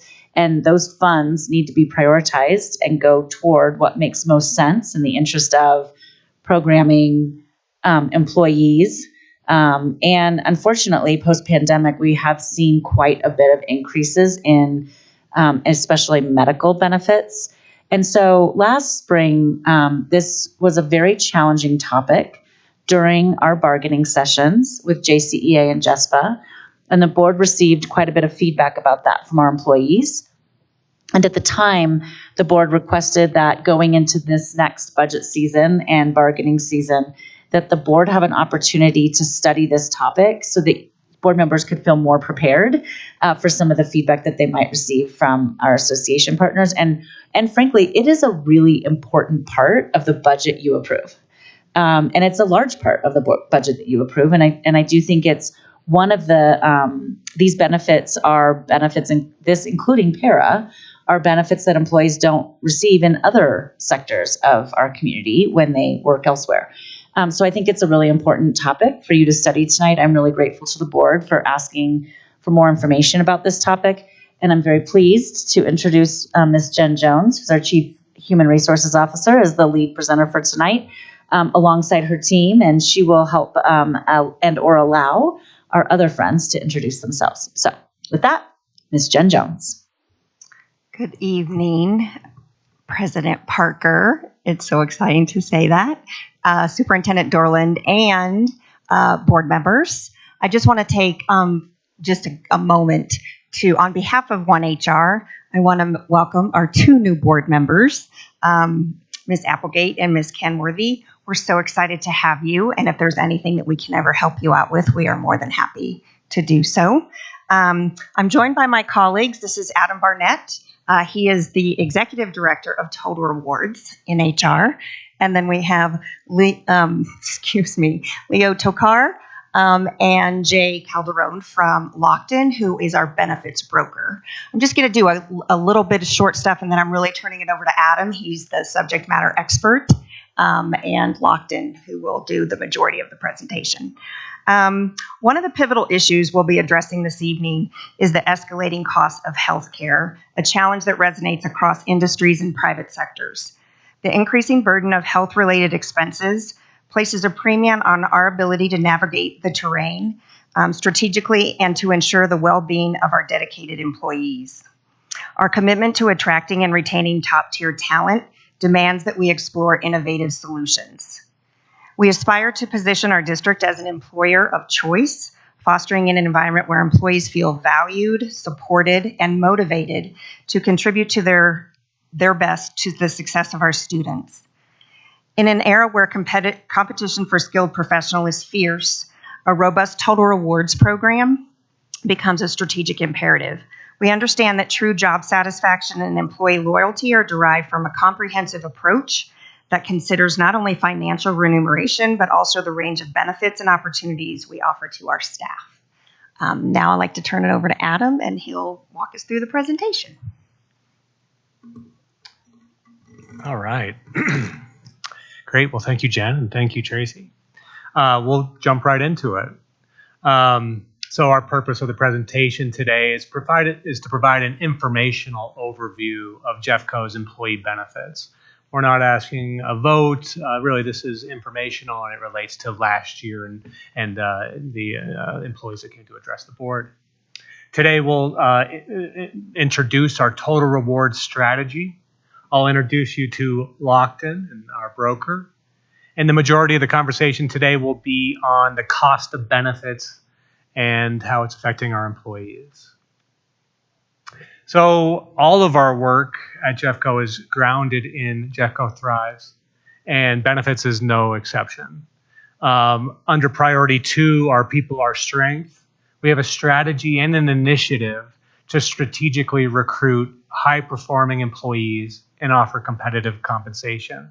We want the best employees here, and we want to keep them here.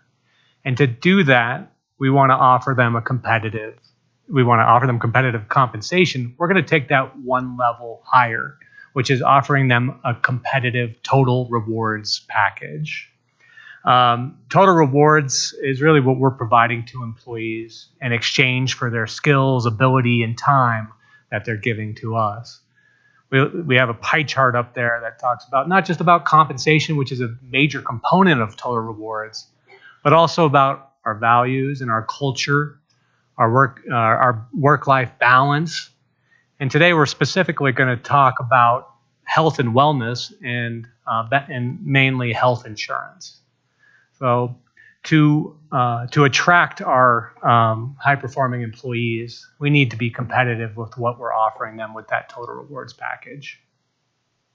In benefits, we have our guiding principles that guide the work that we do. When we're working with our leadership or with our unions, we make sure that they know about our guiding principles and understand where we're going. Our one guiding principle is to offer comparable benefit offerings to all employees in the district.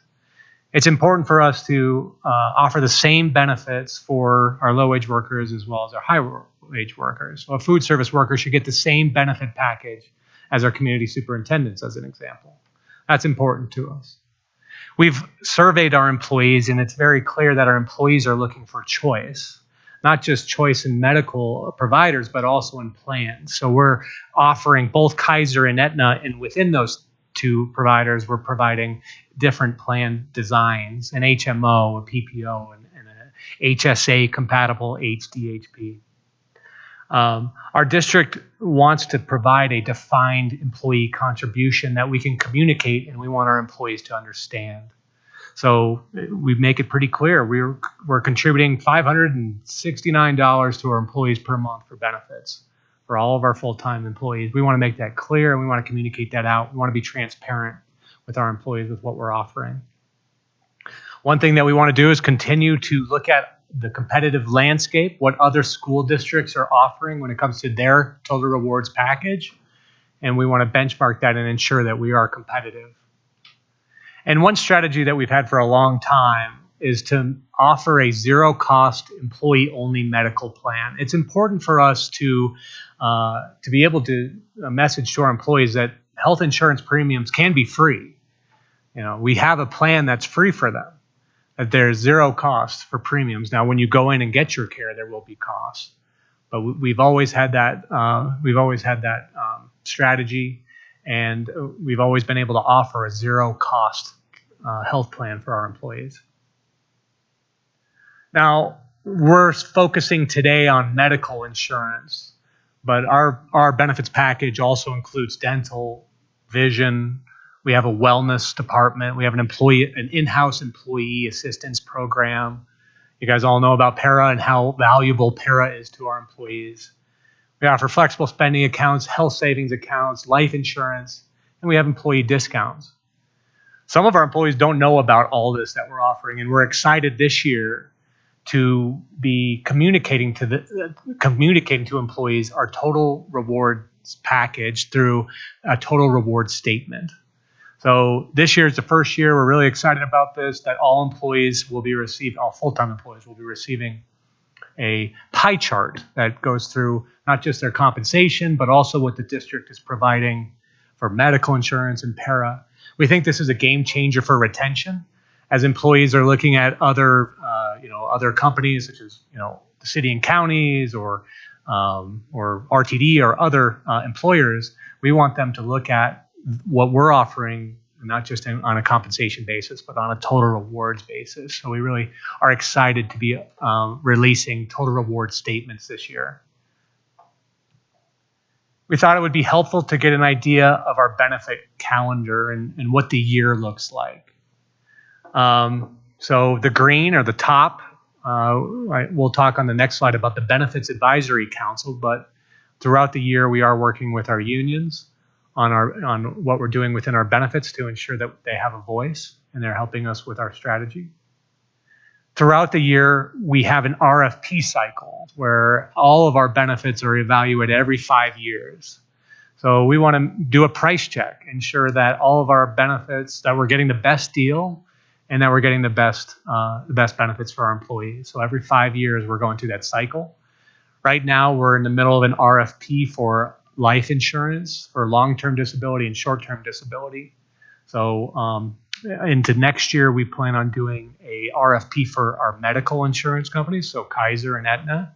We plan to put that out to bid and ensure that we're getting the best prices and the best deal. Fast forward to December, we have our vendor renewals. We're anxiously awaiting what our increases will look like, or decreases, but most likely increases in health insurance costs for next year. That will happen later this month. We'll get an idea of what those will look like. Negotiations start late January into February, and this year we're going to be bringing the total rewards package. So not just talking about compensation, but talking about benefits, compensation, and other things, and working with our unions on what is important to them. In March, I talked about our releasing of our total reward statements, so we're excited to get those out to employees this spring. We'll finalize our employer contribution towards the cost of benefits in March, and then we'll have open enrollment start right after that. And then July 1st for us is the beginning of the next benefit plan year, so any increases in rates or any changes will happen July 1st. So I did want to talk a little bit more about the Benefits Advisory Committee, and it's we just got done with our meeting actually about an hour ago. We have a monthly meeting. The Benefits Advisory Committee is made up of 3 representatives from each of our unions, JESPA, JCEA, and JCAA. We also have 3 district administrators, myself, Steve Landergren, which is our employee relations executive director, and then a member of our benefits team, Angie, is there as well. The role of the committee is to review and evaluate our district plans, to research and present. So, we're presenting, what is out there, what is helping other companies, what can we do to make our benefits better. The BAC is working with us on surveying our employees. We need our employees to help us understand where we're falling short and where we can make improvements. And then the BAC will bring to the bargaining teams a recommendation. We'd like that recommendation to be, all bargaining units in the district that comes in with a recommendation, as we are looking to provide the same benefit package for all of our employees. So with that, I'm going to turn it over to Jay and Leo from Lockton to talk a little bit about healthcare cost and Lockton as our benefits consultant. Hello. Thank you for having us, board members. I'm Leo Tokar. I'm president of our benefits group and joined by Jay Calderon, who's senior consultant with Lockton and also the team lead for the work that we do with you. I want to give you a little bit of background on Lockton, not to have this be a commercial, but at least just so you understand some context for some of our comments that'll come later. So like Jen and Adam mentioned, we're your broker, we're your consultant. We advise you on the structure and the placement ultimately of your various benefit programs. We're only compensated by you. We're not paid by carriers or anyone else. We have basically a fee agreement that defines our scope of services. Further, we're an objective party by ownership. And so we're not traded on Wall Street. We're not owned by private equity. We are privately held and always have been. So we have no ties to any third parties. And so we have full objectivity and really only work for you as our sole client. And that forms the basis of any evaluation that we do. We're also top 10 firm in the world. And the only reason that matters is we bring the scale of an international consultancy, but we deploy it very much locally. So account by account, we have over 500 people in the Denver metro area. So you have a Denver-based team. We have subject matter experts around there because healthcare is very much a local dynamic. And so understanding what's going on with provider pricing, hospital pricing, things of that nature, pharmacy requires a high degree of expertise. And so we support you in understanding what's happening in this market and making sure that you could put together the best package for your people. So the way in which we support you starts with just really all aspects of your benefit program. There's 10 different areas that you see in the pie chart that we support you with. We work with Adam, Jen, their team around all aspects of managing renewals, managing RFPs, managing compliance functions, communication to your employees, and all the analytics and processes that go into compiling the work that ultimately takes to deliver these programs to your people. The things that we do to support that work falls into what I'll summarize as 4 different areas. So we review financial performance and help you understand what are the cost drivers that are happening within your population. Financial cost drivers, clinical cost drivers, utilization cost drivers, all the things that are involved in your people and how they use both healthcare, which is the biggest component, but all the other pieces of the benefits program that you offer. We help you understand what's going on with market dynamics. That includes both traditional developments, trends, things of that nature, but also innovations that are occurring. What kinds of new things are out there that the district should pay attention to, should consider for adoption, and ultimately to plug into your evaluation process. Then how are your employees utilizing benefits? Where are points of engagement? Where are opportunities for improvement? And then lastly, how do we structure a multi-year plan that ultimately aligns with your philosophy that Adam articulated, having a multi-year strategy to make sure that you can combine all of the things that the people want with the financial constraints that the district has and ultimately have a viable competitive benefit package. So I want to speak a little bit about what's going on in the broader market, and I'll hand it all over to Jay. So you offer benefits, but the biggest piece of it, as mentioned, is healthcare. And while you're offering what is effectively an insurance product, that insurance product, the cost is comprised of healthcare services, pharmacy services, so all of the goods underneath that people use to support their healthcare needs. And unfortunately, healthcare has been an inflationary environment for every year except for one of my entire career. And the past 10 years have been no exception, where we've been mid to upper single digits. There was a little bit of suppression because of COVID, but that has come back. And what's happened because of that is health systems have experienced staffing shortages, they've experienced losses or definitely suppressed margins. They've come back to the organizations that manage the provider networks and requested really gotten very significant increases that ultimately then come back to affect those plan sponsors, you, that offer benefits to your people. And so that is a big driver. Also, people didn't receive a lot of services during COVID, which helped during that time from simply a cost standpoint, but it's now rebounding back. And so people didn't get their healthcare needs met. We're seeing higher incidences of cancer, for example, and other types of inpatient utilization because people didn't get screenings and other needs attended to. We're having flu season now, and that's exacerbating people's healthcare needs. And obviously the whole environment put a lot of behavioral health stressors on people. So all these things are pushing rates up. There are things that are pushing costs down as well. And I'm not going to go through all the details, but some of those things were also things that the district put in place. So put in what's called a high performance network that allows better unit cost purchasing through Aetna. Things like Adam mentioned, Zero Health, that encourages people or gives people alternatives for surgeries at materially lower costs and also costs the district less. So there's been actions taken to take advantage of market developments that have also mitigated some of these cost things that I've mentioned.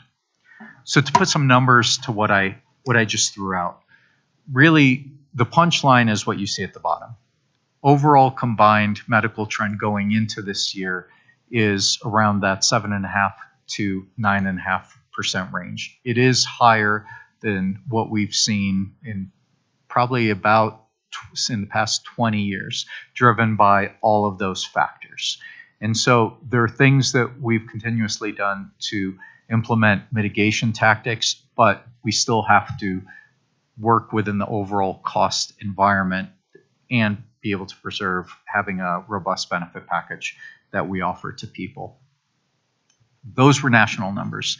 When you look at state and city level numbers, these are numbers that are a little bit skewed because they're from the Division of Insurance, and so they represent individual and small group numbers. What I was showing you was for the broader large group market, and so we're seeing numbers that are a little bit higher in the Colorado and in the Denver area, but directionally in line with the national numbers. And so we usually see a little bit of a higher trend with small group and individual, but just to give you a point of reference. And so now we want to take some of the broad dynamics and start translating them into what's going on with the district. Awesome. Thank you, Leo. So Leo kind of went through kind of the high level trend. What I wanted to share with you, make sure I'm going the right way, is specifically what's going on within the Jeffco plans. And this is medical plan performance. This is a giant bucket of both the Kaiser and the Aetna claims data. And this is data through February of 2023. I'll start on the left-hand side, and I'll call that plum box, $389.70 per member per month. And when I talk about a member, that's anybody who's covered under your plan, whether they're an employee, a spouse, a dependent child. That is down over the prior 12 months, about 5.7%, and is below the normative level. And the normative level is Lockton's book of business, which encompasses about 4.3 million members, just to give you some context. The orange box is your pharmacy or your prescriptions allowed per member per month, and that is up about 10%, 10.5%, but is well below the normative level. When you add those two together, you get to the green box, which is $463 per member per month. And that combined number is down about 3.5%, 12 months over 12 months, and well below the normative level of $590 PMPM. Additionally, when you roll that up and you multiply that by the number of members on your plan, your combined two health plans are about $66 million in claims costs. So it is quite significant from an expenditure perspective. The other piece that I wanted to show here, and again, these are averages for all your plans, both Aetna and Kaiser. The other metric that I wanted to share with you is that when we look at every dollar of claims that comes through for your members, the plans or the members are picking up 13 cents of that. Okay, so for every dollar, members are picking up 13 cents through deductibles, co-pays, co-insurance, those types of services. And as you can see, that's up about 1.6% year over year, and just a hair below the normative level of 14.1%. So these are numbers just more to give you context as to where you as an organization are. Okay, any questions on those? Yeah, do we want to stop on this one now? Because instead of waiting. Let's ask for clarification on the slide. Just when it says medical allowed, but I thought you were I thought that this was, I don't know what that means. It's medical allowed. Allowed under the plan. So eligible expenses that were allowed and paid under the plan. It just, you could ignore that word, it's your expenses. Is it the cost of the insurance or the out-of-pocket costs? The 66 million is total claims paid for all members, whether it's medical expenses or pharmacy expenses. Is that what the district pays or what the employees are paying? Total number. Okay. Not All of a gross number, not a net employee number. And I'll show you some of the splits between employee and employer here in a couple of slides. What's coming up is some more district context slides, comparison with neighboring districts, if I'm remembering correctly, and sort of trends that we're noticing that sort of are positive, and then trends that we're noticing that where we might want to make some adjustments and tweaks because we feel like we're maybe out of sync a little bit with sort of the market of what other neighboring districts are paying and their employees. So that's what's coming next. So if you want to pause here, great. If you want to keep going, just know that's what's next and the board can decide. Can I just...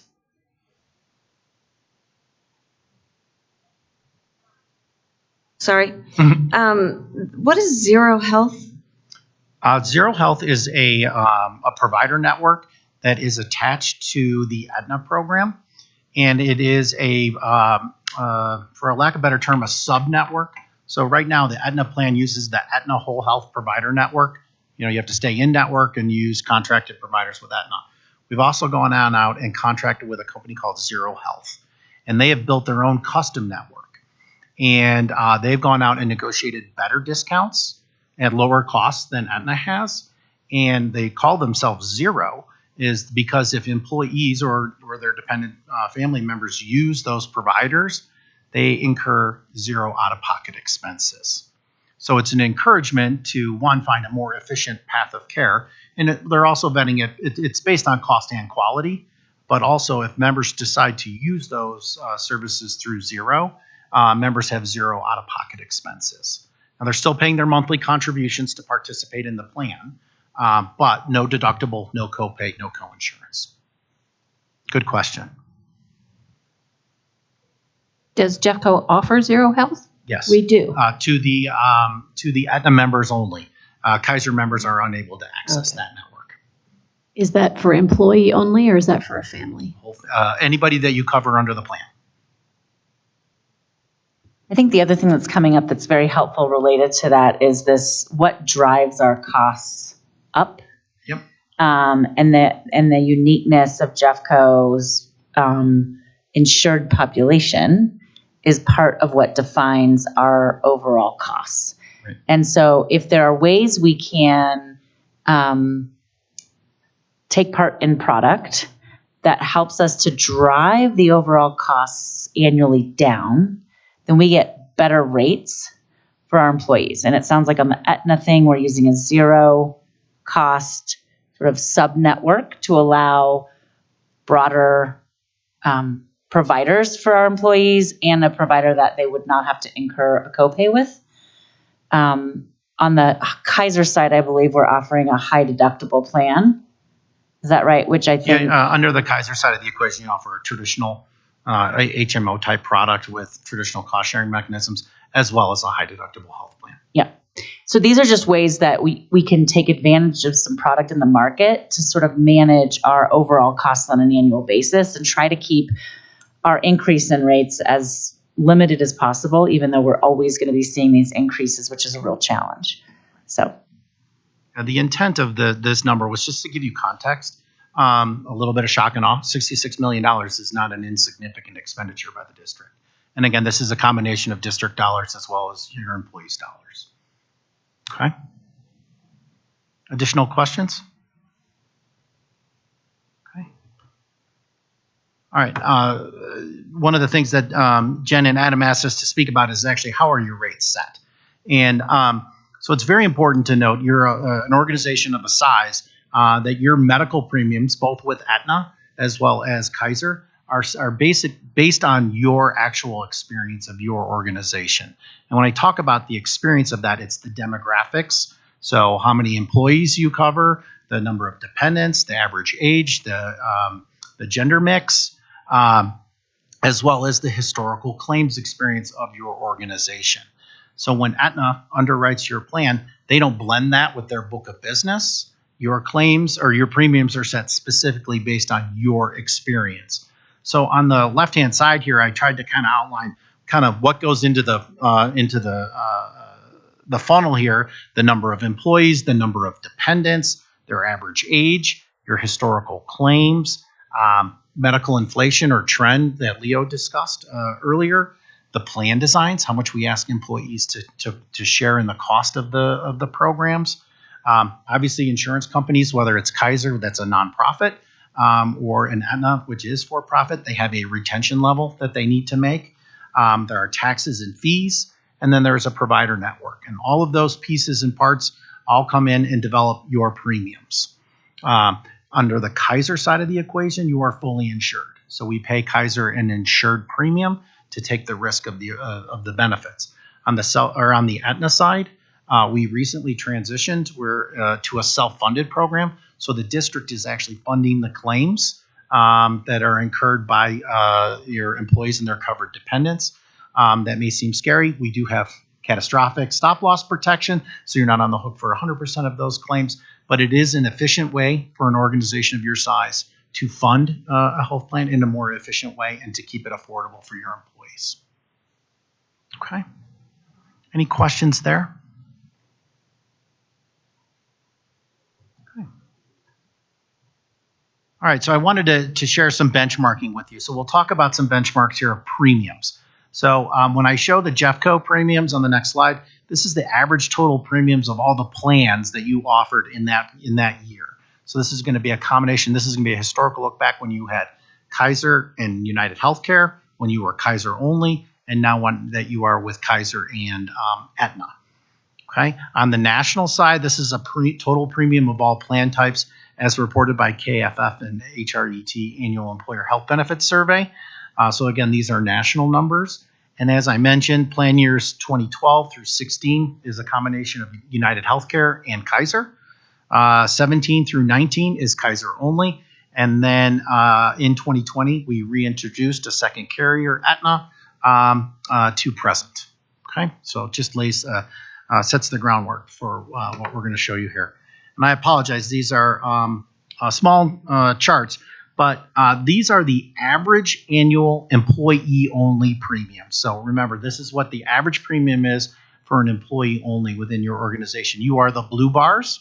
So you can see currently in 2022, you're at about $6,900 is the average annual premium, total premium.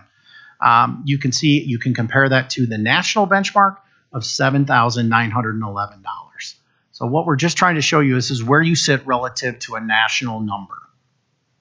The other important piece is to look at the trend across from all the way from 2022 to present.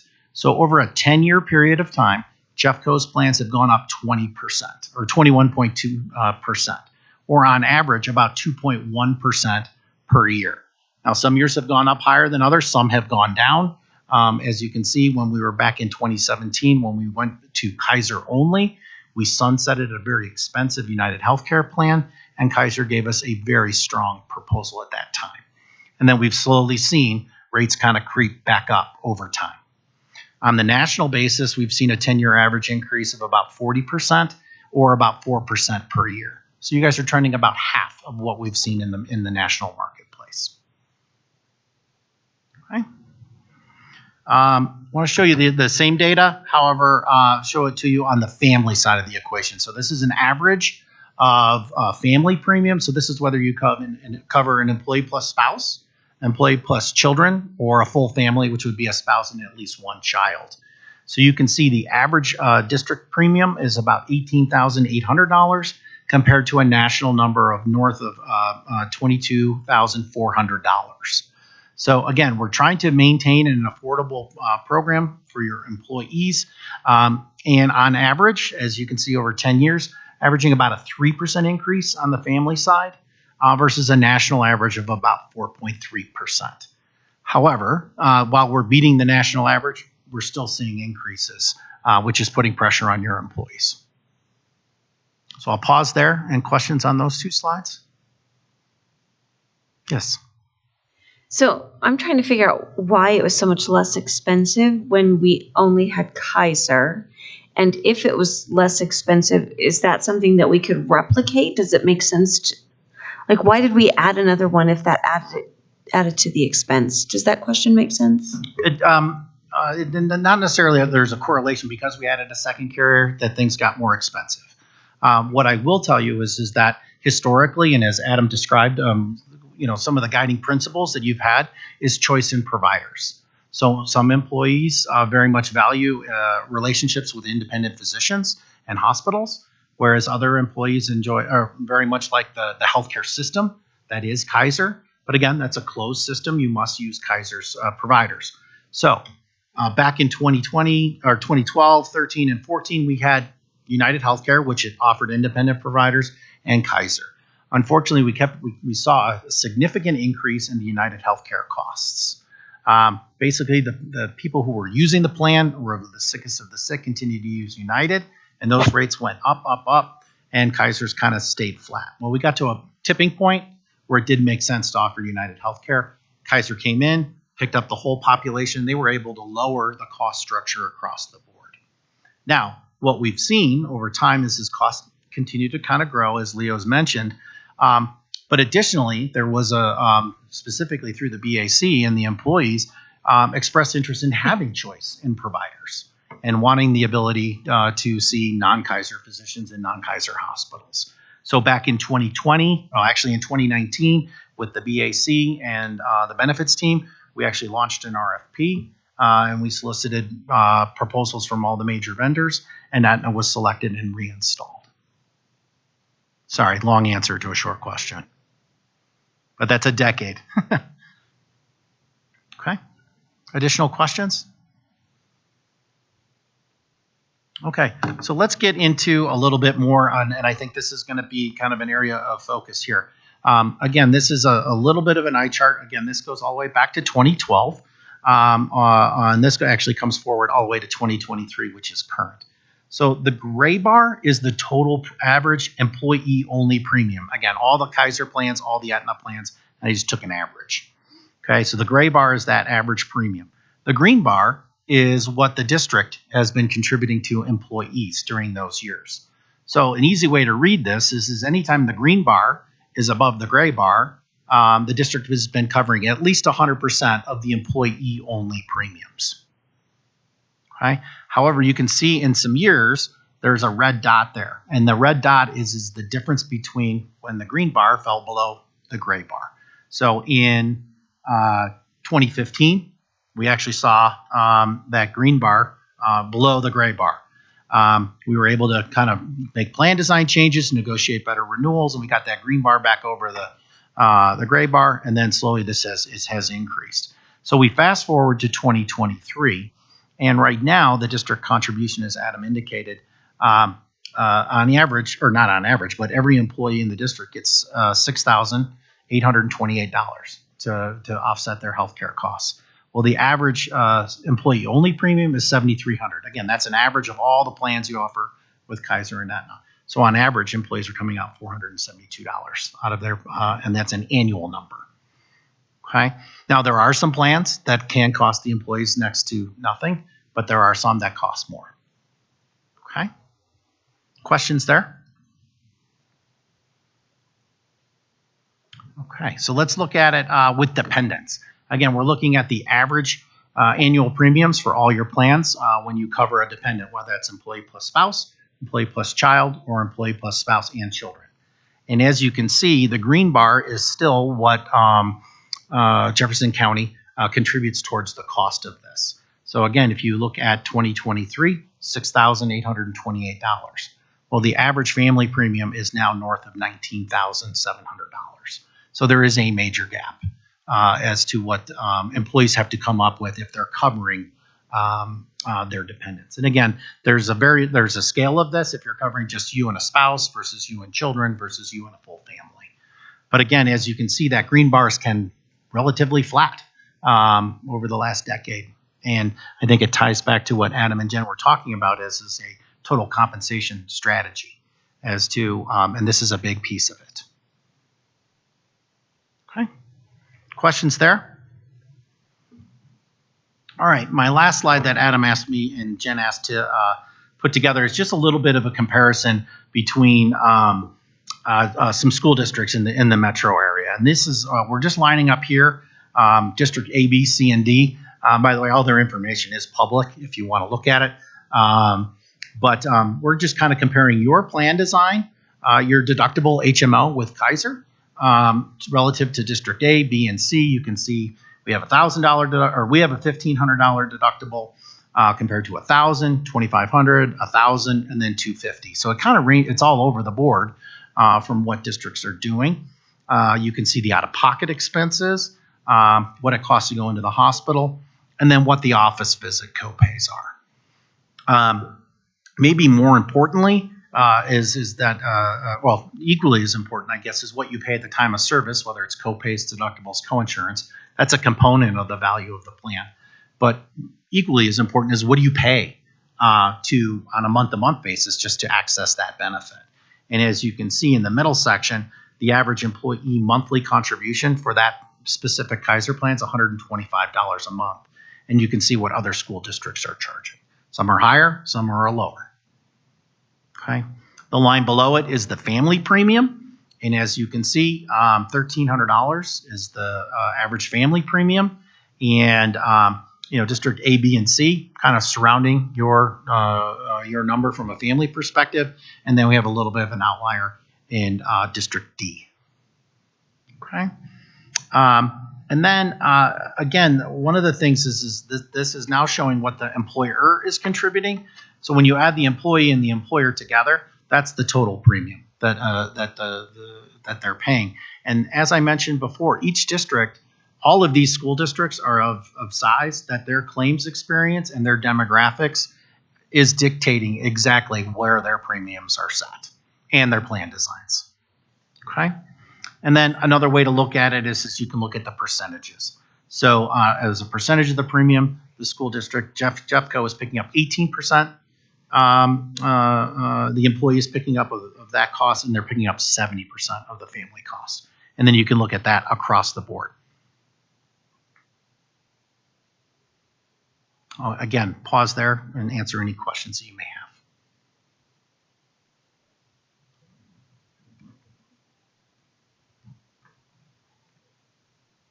And again, this is just one of your plan designs. This is not all of them, but this was to give you a sample.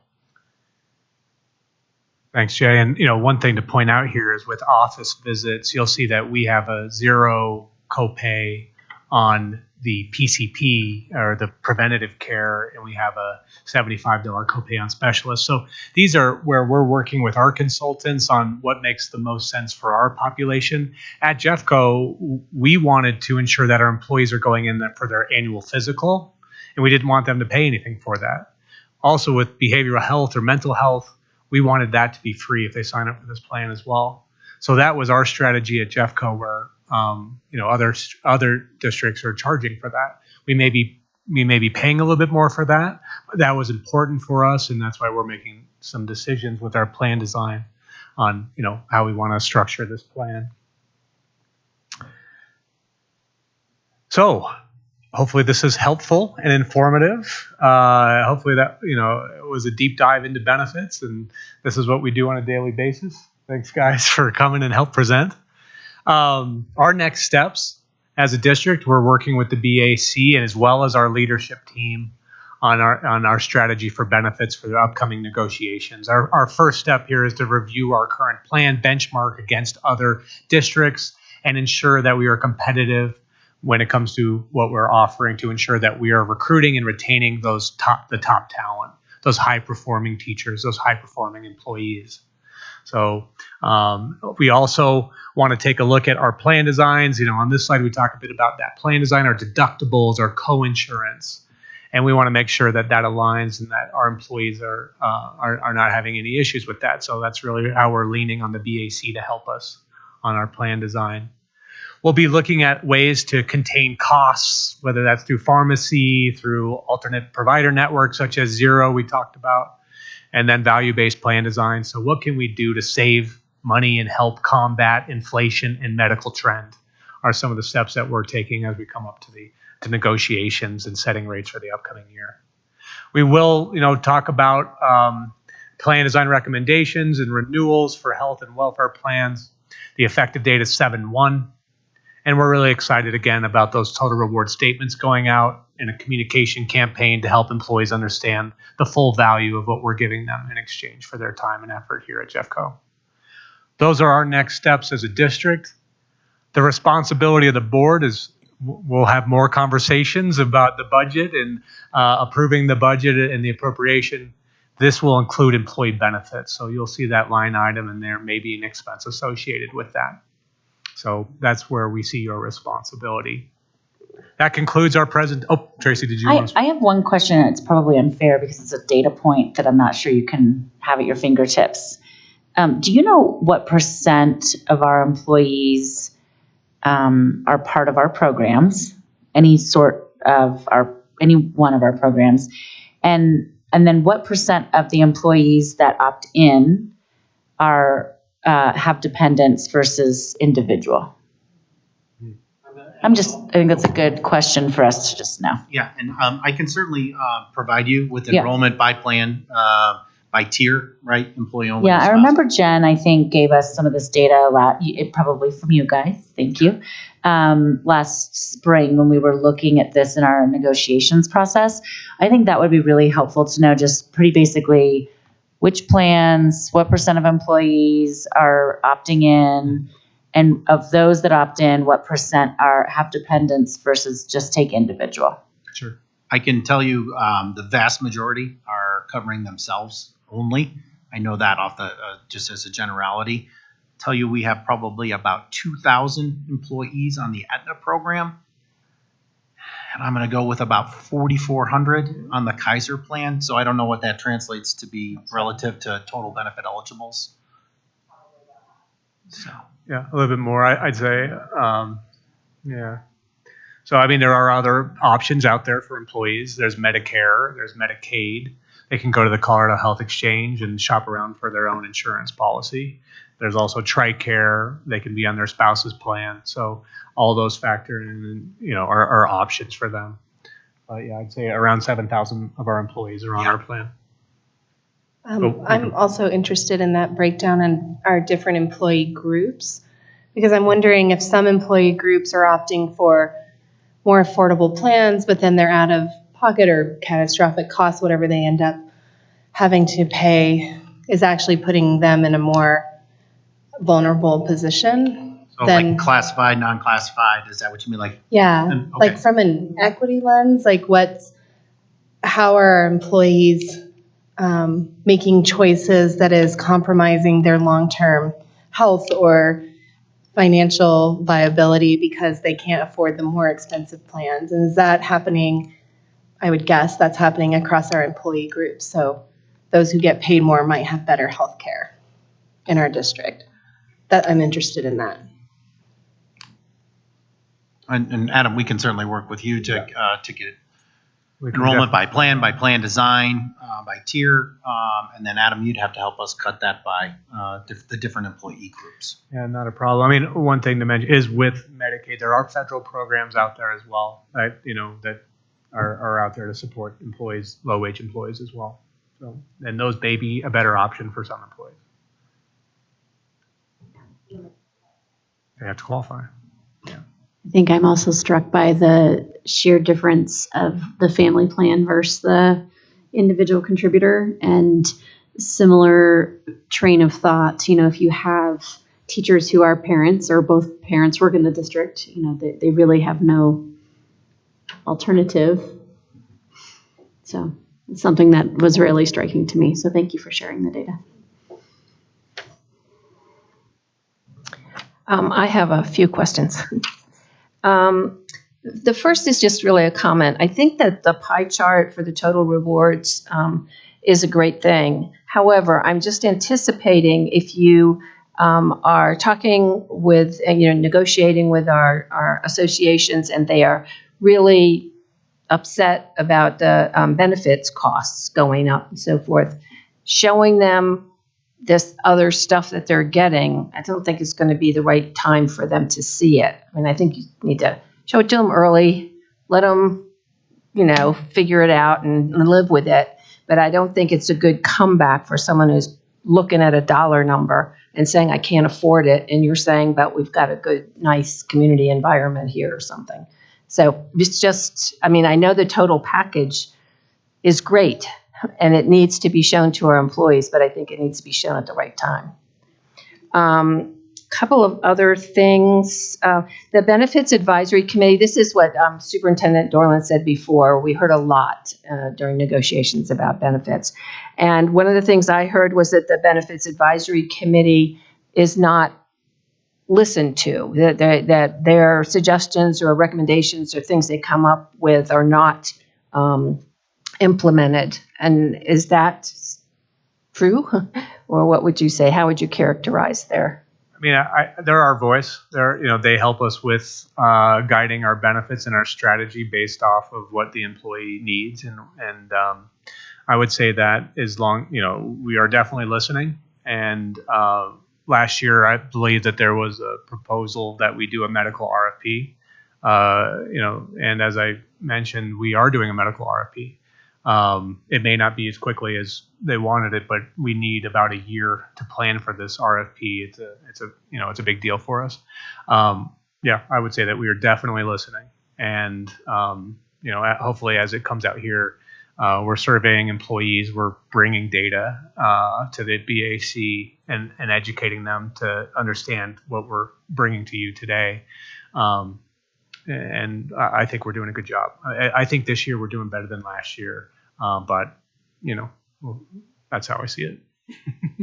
I wasn't here. Yeah, that's it. That'll do it. Thanks. Another question that I heard from people too is that we've used the same broker for a long time, since 2010.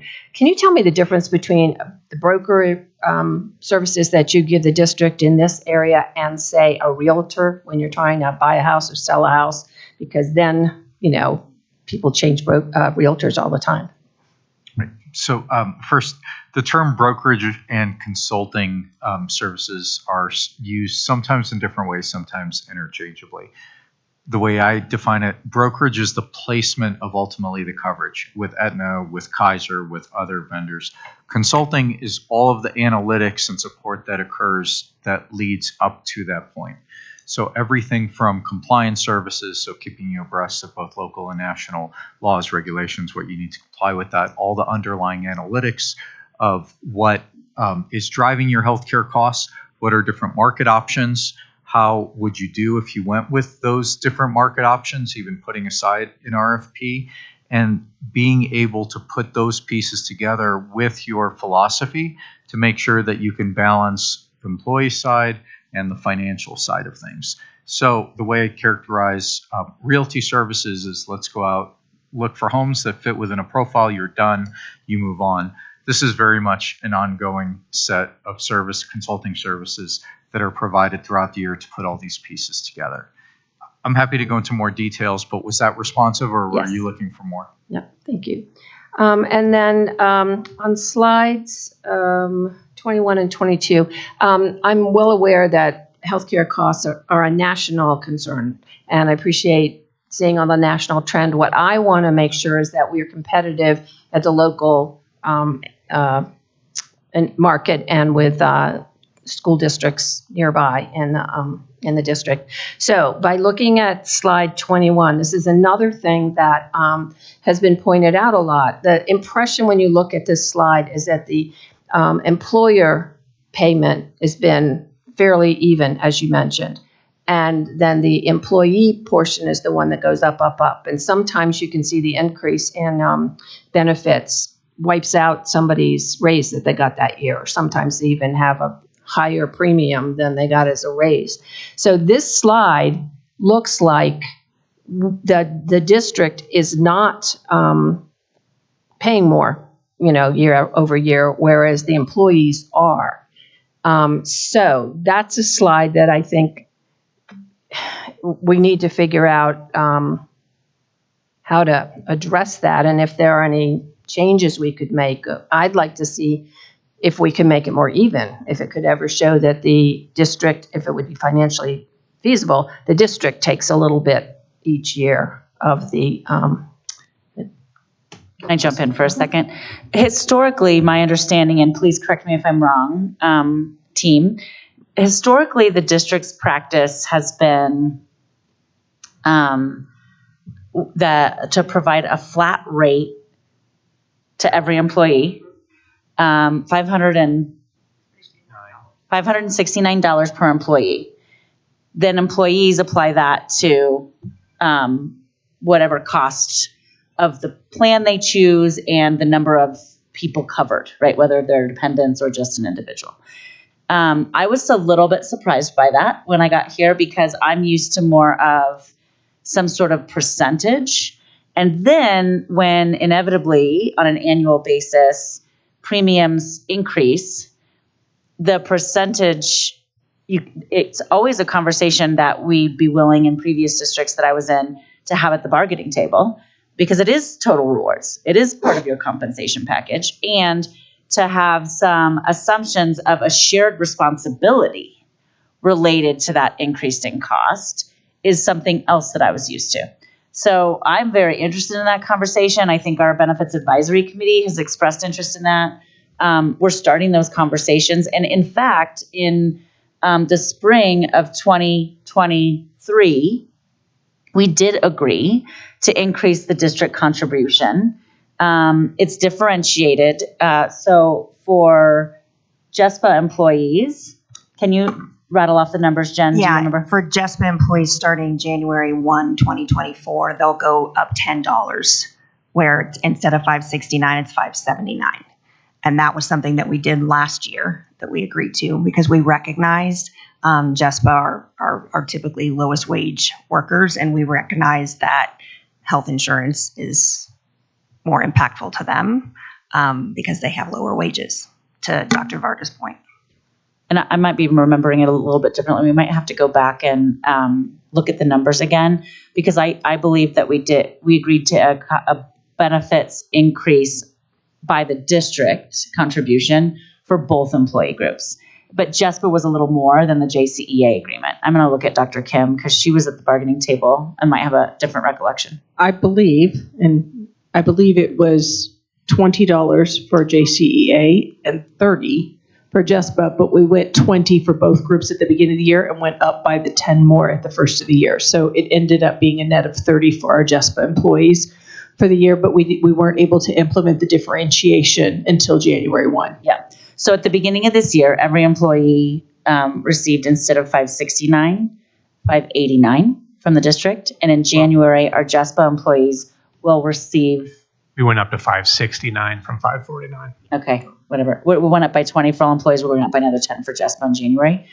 And part of the reason we had to delay the additional increase for JESPA was because our ERP systems, which you're going to hear about as we go into next spring, it stands for Employee Resource or Enterprise Resource Planning, is a bit antiquated.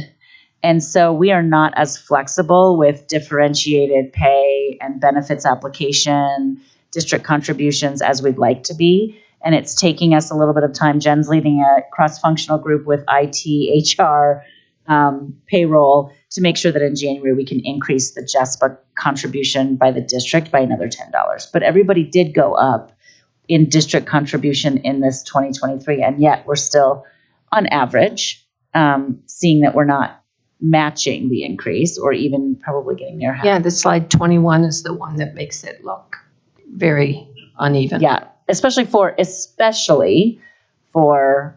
those folks who are covering not only themselves, but any sort of dependent. And that is a pattern and trend that Adam, I think, as he's come in new as our executive director of Total Rewards, has noticed, that it seems like we're not keeping up on this family component. and that can be a real challenge for many of our employees. Thanks. And also, it was brought up, suggested at one point that we look into possibilities of combining our insurance plans with, say, Jefferson County employees or some other groups.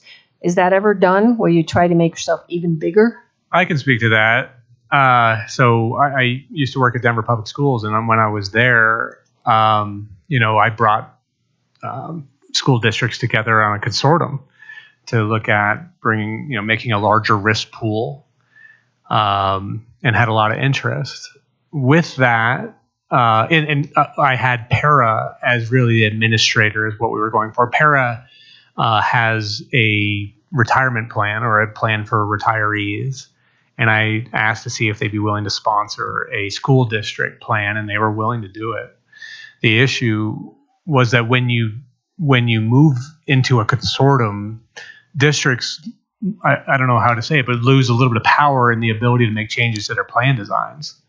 And so, as an example, we do that zero cost for PCP/behavioral health. We wouldn't have the ability to do that very well when we're working with a bunch of other school districts, and a bunch of these school districts have benefit advisory boards similar to what we have. And so it was really shot down because we would lose that flexibility.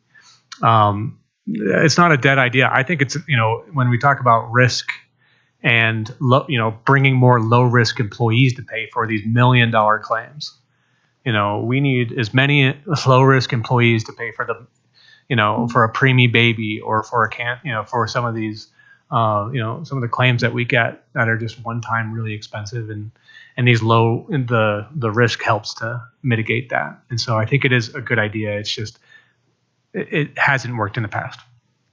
Thank you. And also on slide 22, personally, I like this slide. This is what I've wanted, because I know we can't do anything about the national trends and so forth, but if we can show where we are comparatively, and if we can see places that we could make adjustments, I think it'd be very helpful. I think in negotiations too, I think the employees would like to see something like this, and to also be given that information, as you said, that we even are contemplating or researching consortiums, other things, because I feel like we're stuck over the last 10 years or something, where the impression is we haven't been budging in any way. I would be curious, Leo or Jay, if you have anything more to add to the conversation around this idea that Adam has explored in another district in terms of combining with another organization to get a broader based membership, maybe bring in less risky participants to offset some of the more expensive claims that we have. Do you see anything as you work with other organizations that is promising in that arena? Because we would be very interested in knowing more about that. I'll throw out a few comments with the caveat that talking about managing healthcare costs is a long conversation, and so I'll try to give you the short version of it.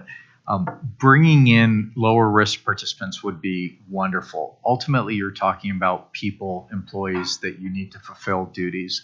And so commingling healthcare risk with what you need those people to do for the district is a challenging thing. And you can't screen for people. I mean, obviously bringing in younger folks, it improves your risk pool. So the more that you could do that, absolutely.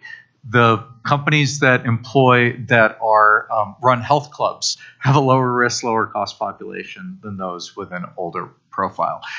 Very much things follow the age curve. In terms of combining populations, there are some merits to that. I also want to temper expectations, because we're talking about things at a macro level, and really what we're trying to affect are things at the micro, which is the cost of every individual healthcare service based on people's needs, that then rolls up to the bucket of money you saw, the $66 million that you end up spending. If you combine two organizations, the cost of those individual healthcare services has not changed at all. You have the same population with the same healthcare needs. as you had before. So there are different ways that you could go. Are you asking for someone to subsidize you? That's great, but one company loses or organization loses, one wins, so no one wants to do that. Adam's point's absolutely right. Then one of the organizations will give up, well, both will give up some level of control, and you have more complicated decision making. Many organizations don't want that. You can save money on administrative costs that the insurance company will charge you by having a larger pool. In itself, you don't save money on unit healthcare cost purchasing. If you would like to say to Lutheran Hospital, as one example, we will send you all of our people if we can do what's called a direct contract, negotiated deal, volume in exchange for better rates. We can help you negotiate that. Yes, you will get a better deal. You will restrict choice, which is what we try to move away from with just having Kaiser. And Kaiser has multiple facilities. So a lot of this comes down to trade-offs. What are you willing to give up? Because on one hand, you're a good-sized organization. On the other hand, Centura, the old Centura, had several million people running through their hospitals over the course of a given year. And so having 6,000 people does not necessarily move the needle. And so there's a deeper conversation around what kinds of trade-offs give you the balance to the type of benefit program that you want and the healthcare cost management provisions that create that financial outcome for you. And I'm happy to go into more detail, but unfortunately, it's not just as easy as combining with someone else because we have this healthcare dynamic underneath. Did I understand you to say you think that there are maybe 7,000 of our employees that are using some other thing like the Affordable Care Act or Colorado? We'll have to get you the data on that. My understanding is 6,000 to 7,000 employees have elected our insurance, but our insurance. That's which, we're looking at full-time employees, which I think is around 12,000, 13,000. So we'll get more data back on that. But there is a large portion that is taking insurance through their spouse, Medicaid, Medicare, TRICARE, going to the health exchange and finding their own plan. Right. They're consumers. I'd be interested in seeing the breakdown on that too. Yeah, we'd have to. Okay. Yeah. Yeah. The one other comment, I apologize, just on the consortium. God, this goes back 5 years ago. Lisa Eckert used to be in the benefits space. Yeah. And we did look at, we brought a few of the larger school districts to bear, again, to have this dialogue. And I think it didn't get off the ground. And I think for what Adam said is everybody wants to control their own destiny. And then as soon as you bring everybody into one room, everybody goes, well, I want this and I want that. And we didn't get the conversation going moving forward. I think what Leo described is what we're trying to do, like with a zero, right? Let's go out and let's find better unit costs, better deals that can lower Jefferson County's cost. Now, could we leverage, if we partnered with another organization to help us get that number? That might be a possibility. Thank you. I have a few questions, if I may. Really quick. So you talked about the 5-year cycle for RFPs. If there is something significant like a law changes, Parental Leave Act, pandemic, you mentioned it takes a year to kind of prepare for that. Do you have the ability to kind of flex and change, or is it better to stick to that 5-year cycle? We do. I mean, we look at priorities, and obviously something like a pandemic may change that. When it comes to the medical RFP, I mean, we're looking at our 5-year cycle, and I mean, we had an LTD, STD, sorry, long-term disability, short-term disability leave that we had to do. And medical fell right after that. So we do have that flexibility to move, but working with our procurement department, we want to make sure that we're not going much beyond 5 years. That makes sense. And can you remind the board again when the RFP for medical will be released? The release date should be around this upcoming fall, a year from now. And then the effective date will be 7/1/2025. Yeah. So we are getting ready to go back out.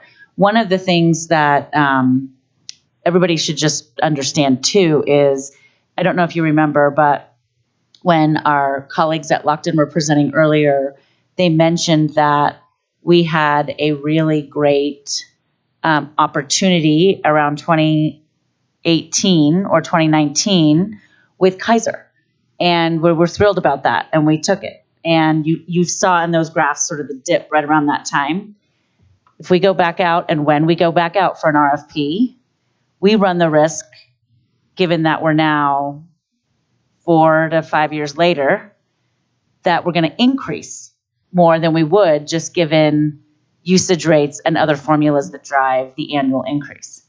And so I just want people to understand going out for an RFP doesn't solve our problem, and in fact could exacerbate it, which is a conversation we've had, and I think with the BAC, especially given that in 2019, 2018-ish, we got what we thought was a really favorable program with Kaiser. So I just want to put that out there, and we're going to have to come to grips with that in about a year's time when we get this RFP on the street, and then work through that procurement process. Do we have, I thought that we have a 5-year contract with them, and we would have to renegotiate anyway. So whether we go for an RFP or just wait till the end of the contract, we run the risk of prices going up. Yes, I think we're saying the same thing, Mary. I think part of the reason we didn't hurry up and get it done is because we know we have a favorable rate with Kaiser right now. And if we would have hurried up and gotten it done, we may not have been able to take advantage of that favorable rate for the full term of the contract, especially given what we were seeing in the market, is my understanding based on what folks have told me from our, and I see our friends over here shaking their head. Yes. It makes me feel like I sort of know what I'm talking about, which I You're doing very much well. appreciate, because this is way outside my lane. But I've worked really hard to listen, to lean in, listen, and learn from some of the concerns from our employees. And as I've done that, this is part of what the team has been telling me is, be careful what you ask for. And we are doing pretty well with where we're at in the market right now. And so the minute we go out for RFP, that's going to change. We're just not sure what that change is going to look like. It could be favorable, but it could also not be, just given the usage rates that we're seeing and things like that. So one last question, and then I'm done, I promise. The percentage point that you brought up earlier is something I've been used to also, is employees pay a percentage. How did we determine the 569 now as the number that we would provide? Well, our strategy for years has been to target that employee-only zero cost. And we're following other districts as well that were doing that year over year. I think one thing that we weren't doing is looking outside of school districts. And like city and counties were doing a 20/80, and they were increasing their costs, paying, having the employee pay 20%, the employer paying 80% on all coverage levels. That's pretty typical outside of school districts, but all of our school districts, internal, we're doing the same thing. That's where it's important that when we're looking competitively, that we're not looking just at school districts, that we're looking outside that as well, because we've fallen into this rut because of that strategy, and we're not the only school district that's now struggling. I mean, all 5 of these school districts are, Lockton works with a few of them, and we're having similar conversations. And a lot of it is this strategy that we built years ago, that we care about the employee only and offering a zero level. We've done a great job with that. Mm-hmm. But with that, we've forgotten about families, and we've forgotten about children on the plan. And that's something we need to start looking at. Thank you. I really appreciate it. Can I ask a follow-up? Is that zero cost plan for employees the high deductible plan? It is. And the catastrophic only coverage plan?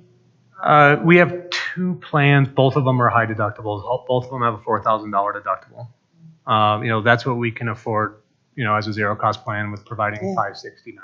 I wonder if we could, I don't know if we're going to continue. I'm really glad we're talking about percentages, but also as an employer, I'm always faced with having to pick, are we covering the percentage of the lowest cost plan or a percentage of any plan that any employee picks?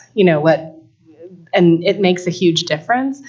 But also, like, if we went with that strategy, could we pick a range that doesn't force employees to get the high deductible plan at zero cost, just in service to, I don't know how all of the factors work, but it seems to me that if we have a philosophy of providing the best coverage that we can, although I know there's people that fall into high risk, I assume people having poor insurance plans increases their risk exponentially. So the more people we have on well-covered plans, the more we contribute to reducing the amount of high-risk people in our community. So it may be a big investment in the beginning, but we get people healthier and we get them on better plans, and then overall our risk goes down and we start to save money. We have a job in benefits if you want to take that job.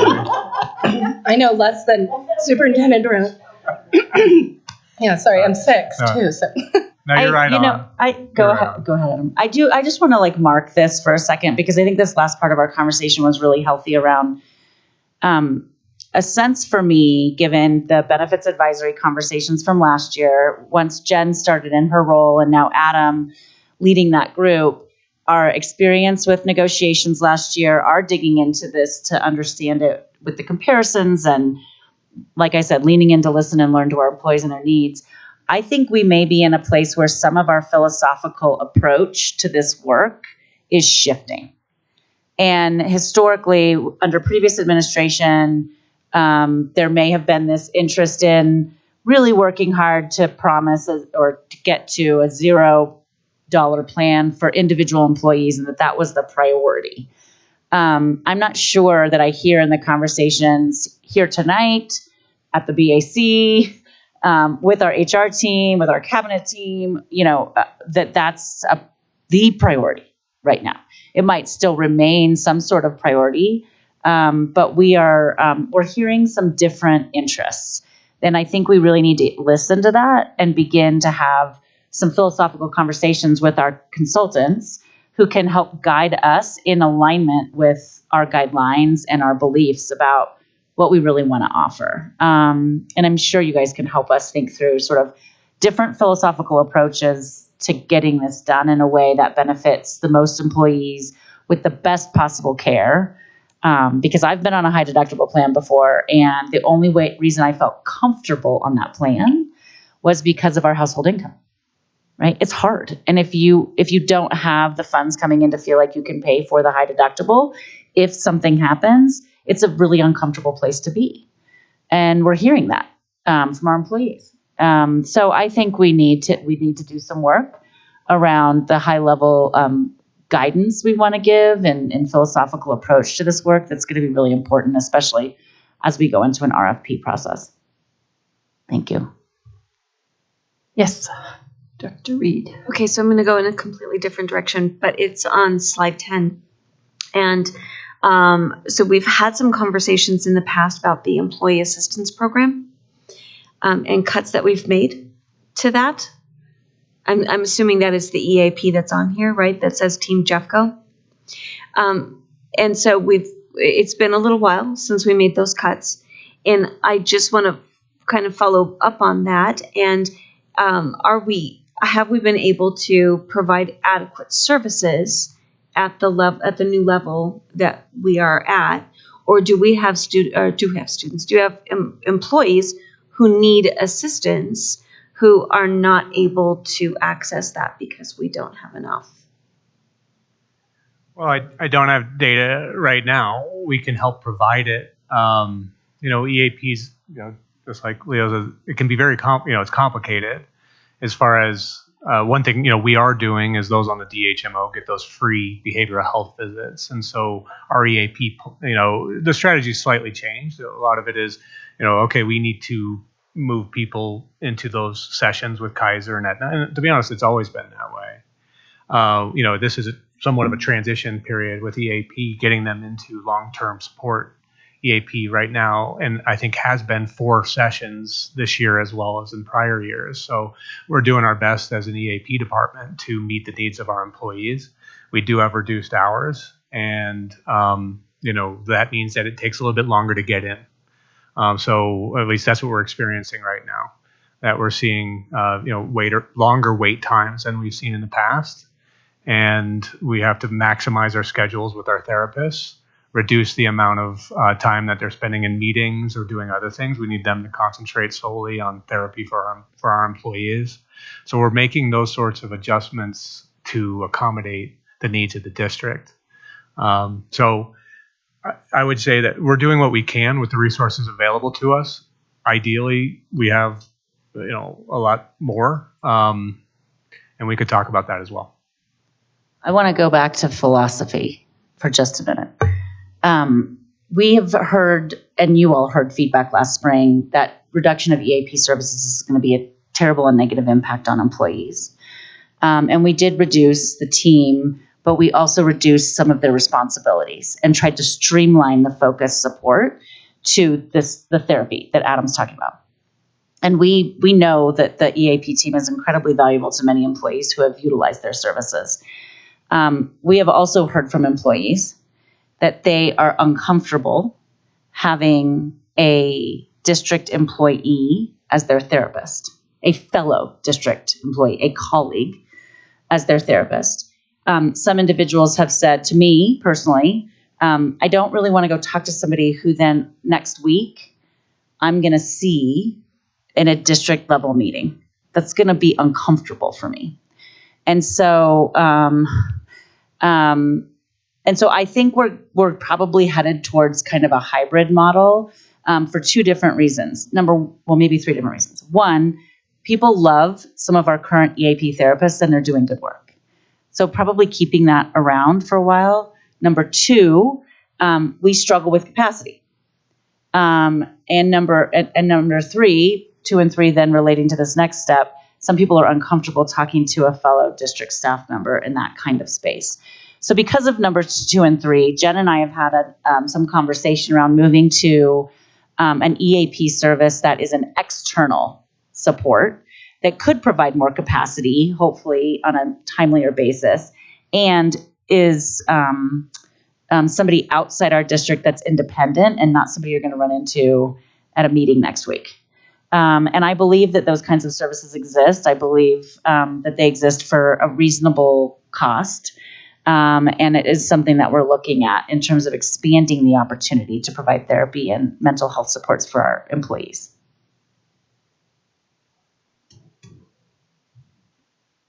Can I follow up on the, not this wheel or pie chart? Sorry, I forgot what we're calling it. The other one that is, this one, because on work-life balance, we have FAMLI. But I recall we the district opted out of that benefit for our employees. And sorry, this is probably going to just come out of the blue, but I have a question because actually a teacher had asked me about this in a conversation because I believe, so that's my first question. And the second one is, I believe that the state, I think it's the state, still allows people to contribute into that plan and then take that leave. So I know a teacher and his wife's about to have a baby and he wants to take advantage of it, but he has questions like how does he use it in a district that doesn't offer it? Will he have a sub? Will it affect his para? Does it affect the summer pay? So, what does the state require us to do and allow them to take that if they've been paying into the benefit on their own as a person? So 2 questions, I guess. Why is it there? And then that one. Yeah, I mean, we fully support employees signing up for family. Opting out, there was some value to that, specifically that there is a large portion that the district doesn't have to pay if we opt out. However, opting out still allows employees to opt in at the same cost as if we were opting in. It basically makes it a voluntary option as opposed to a forced option. You will be in family. So the district fully supports employees looking at their best leave options and maximizing, multiple leave policies. We have a short-term disability plan. So when an employee goes out on leave, the short-term disability plan pays 60% of their wages, and they have the option of paying an additional 40% based off their vacation and their time off. So we have leave plans in place to pay 100% of their salary. There's no way for that employee to go over 100%. But if the employee wanted to sign up for family because it works out best for them, which it very well could, lower wage workers get more from family than, because the way that it's set up, it may work better for a lower wage worker to sign up for family. And it may fit into our leave policies. We need employees to do some of that math. to see how it fits in with our short-term disability as well as, for example, our sick, vacation, sick leave bank plans that we already have set up. We look at family as a supplemental insurance on top of our current plans, and it doesn't work for everybody, but it may work for some. And we are there to help those employees figure that out, but they need to be working with the state to figure out what is the benefit they would get based off of our short-term disability and our leave plans that already exist. Once all the math works out, like for them to implement it, I think this is a 12-week plan. Again, as an employer, I pay this now for the last year, and it's just going to be, they can just start activating it in January of this year, and it's 12-week, which is longer than my company's plan. So anyways, but so we'll have to honor their 12 weeks. So we'll have to do the same as a district, even though we're not the employer putting into it. Okay. And a good example is the pregnancy. For traditional birth, we provide 6 weeks of 60% of pay, and for a cesarean birth, it's 8 weeks. With the family plan, it goes 12 weeks. So that's an example, possibly a birth of a baby, where the family plan can assist during 6 weeks to the 12-week mark. There are other things that come in, sick leave bank. So there are other things that they can get 100% of their pay from. So that's where it's going to be a difficult calculation, but we're there to help them with it. Just to follow up, for when people ask us, because this is so in the weeds, who do we refer them to? Our leave of absence department. Okay.